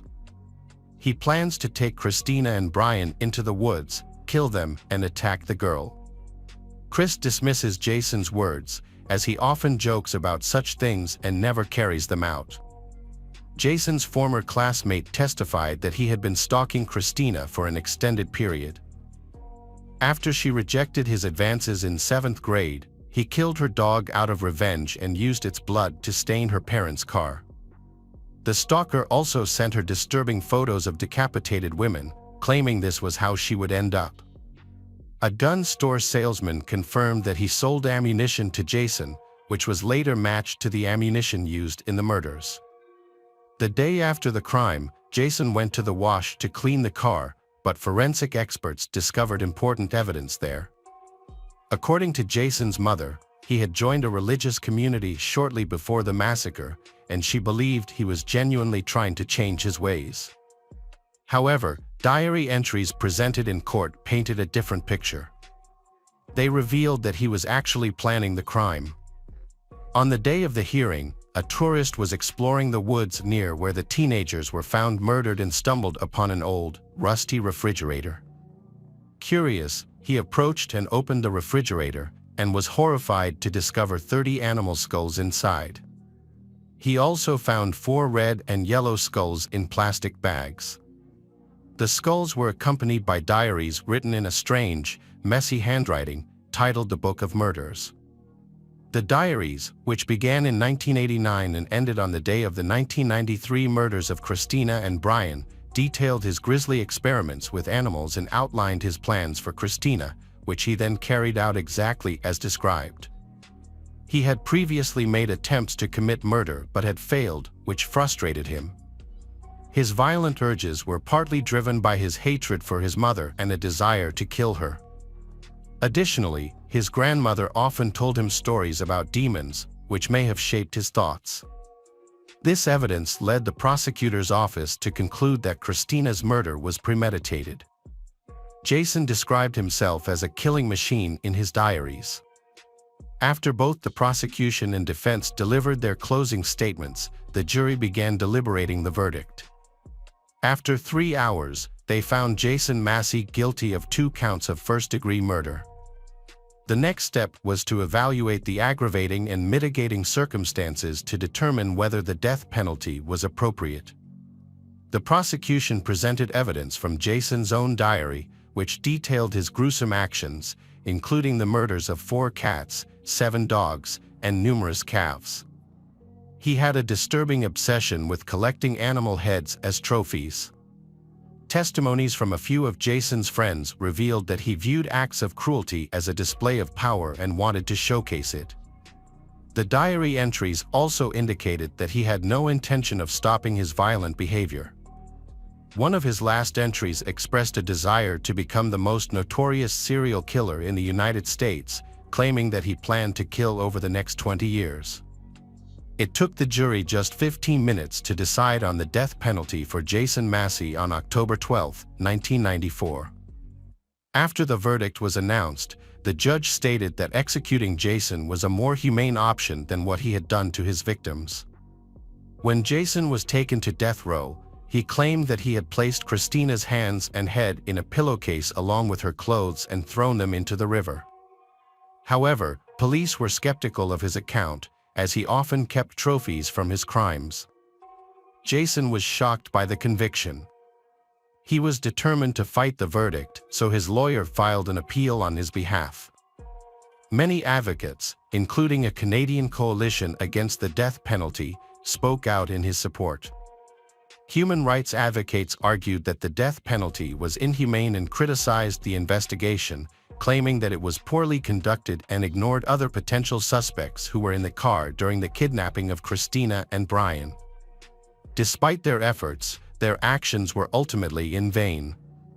On the evening of April 3, 2001, Jason was led to the execution chamber.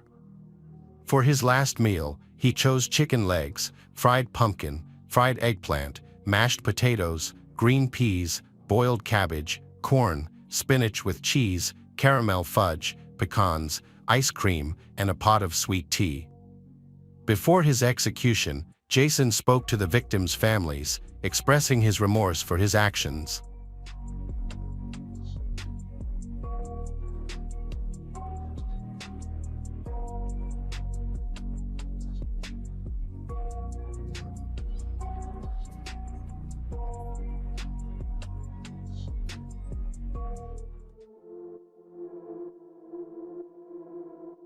Hello friends, welcome to our channel. Today we're going to take a look at another horrible case with you, the case of Sarah Pappenheim.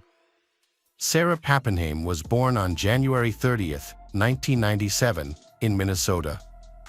She was the second child of Donnie Odegaard and Jerry Pappenheim, with an older brother named Josh. The siblings developed a strong bond as they grew older. When Sarah was in second grade, her family relocated from Minneapolis to Redding, California. She graduated from Foothill High School in 2015, where she was an active member of the school band and played the drums. Sarah was passionate about music, especially drumming. She was a skilled drummer and regularly played at jam sessions in Redding. As one of the few female drummers, she stood out on stage. When Sarah was 18, she moved back to her hometown in Minnesota with her mother and brother after her parents got divorced. There, she continued to play drums at different venues and eventually met Bernard Allison, a famous blues guitarist and singer. Allison was impressed with her skills and invited her to join him on stage occasionally. By the time Sarah turned 19, she had become a local celebrity among blues fans, known for her bright smile, which earned her the nickname Ronald McDonald. Meanwhile, her brother Josh was struggling with depression and mental health issues after their parents' divorce. Tragically, on an ordinary day in February 2016, the police arrived at their doorstep and delivered devastating news to Sarah's mother. Josh took his own life at the age of 20, leaving his loved ones, especially his mother Sarah, heartbroken. The bond between Sarah and Josh was incredibly strong, and his passing devastated her. To cope with her loss and to help others who struggle with mental health, Sarah decided to study psychology. She had been in touch with Nico Carson Major, who lived in the Netherlands, and she moved there to pursue her studies. At Erasmus University in Rotterdam, Sarah began her psychology program with Nico's support, who not only helped her navigate her grief but also assisted her with her studies as a native speaker. Sarah's passion for music never faded despite her focus on studies and work. She stayed in touch with Bernard Allison, a musician she had performed with, and shared her dream of buying a drum kit. In January 2017, Bernard's band toured Europe, and on Sarah's 20th birthday, January 30th, she attended Bernard's concert in Germany with Nico. Bernard spotted her in the audience, invited her on stage, and let her play the drums with them, just like old times. Sarah lived on the third floor of an apartment complex near the university in Rotterdam. As 2018 drew to a close, she planned to spend Christmas in the United States and booked a flight for a week before New Year's Eve. However, on December 12th, her life took a devastating turn. When a police officer appeared at her doorstep, just like in 2016 when her son had passed away, Sarah's legs began to shake. She instinctively knew what the officer was about to tell her, but couldn't bear the thought of losing another loved one. When the officer informed Sarah's mother that her daughter had passed away, she was overcome with grief and lost consciousness. This devastating news came just a year after the loss of her son, who had died at the age of 20. Sarah was only 21 years old. Sarah lived in a student complex on the third floor, where she rented an apartment with her roommate, Joel Schelling. Joel was also a musician, and music was the common interest that brought them together. Unlike Sarah, who was outgoing and always smiling, Joel was more reserved and had a temper. Despite their occasional quarrels, Sarah remained a supportive friend to Joel, often calming him down when he became angry. However, the situation took a turn for the worse over time. Just 6 days before her death, Sarah confided in her friend Adam Pryor that she was afraid of Joel, who had threatened to harm 3 people he disliked. Sarah knew she had to go to the police. Just a couple of days before her death, she had spoken to her mother on the phone about her concerns. Sarah's roommate, Joel, was behaving in a way that was increasingly bothering her. Her mother advised her to find a new place to live as soon as possible and to avoid Joel until she could move out. On December 12, 2018, at 12:20 p.m., the police received a call from Sarah and Joel's next-door neighbors, who reported hearing a loud fight and then Sarah screaming.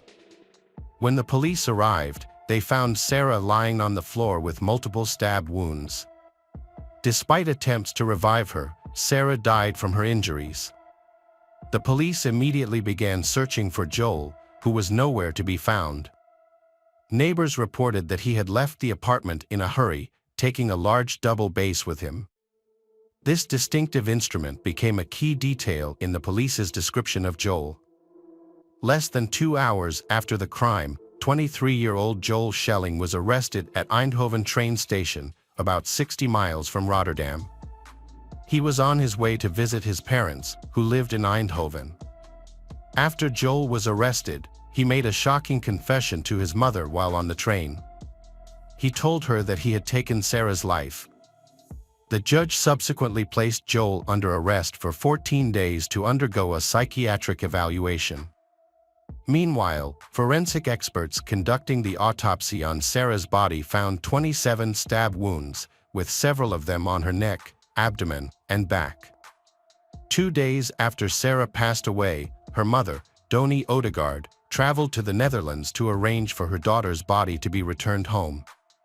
However, This required raising $40,000, a task that was made possible by the generosity of strangers who cared for the family.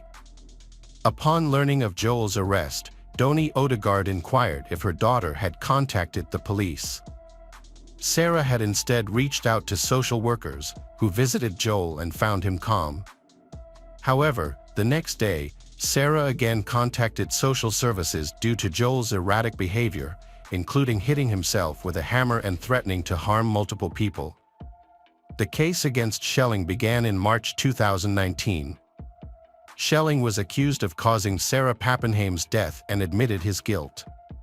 However, he claimed he did not remember the actual act of taking her life.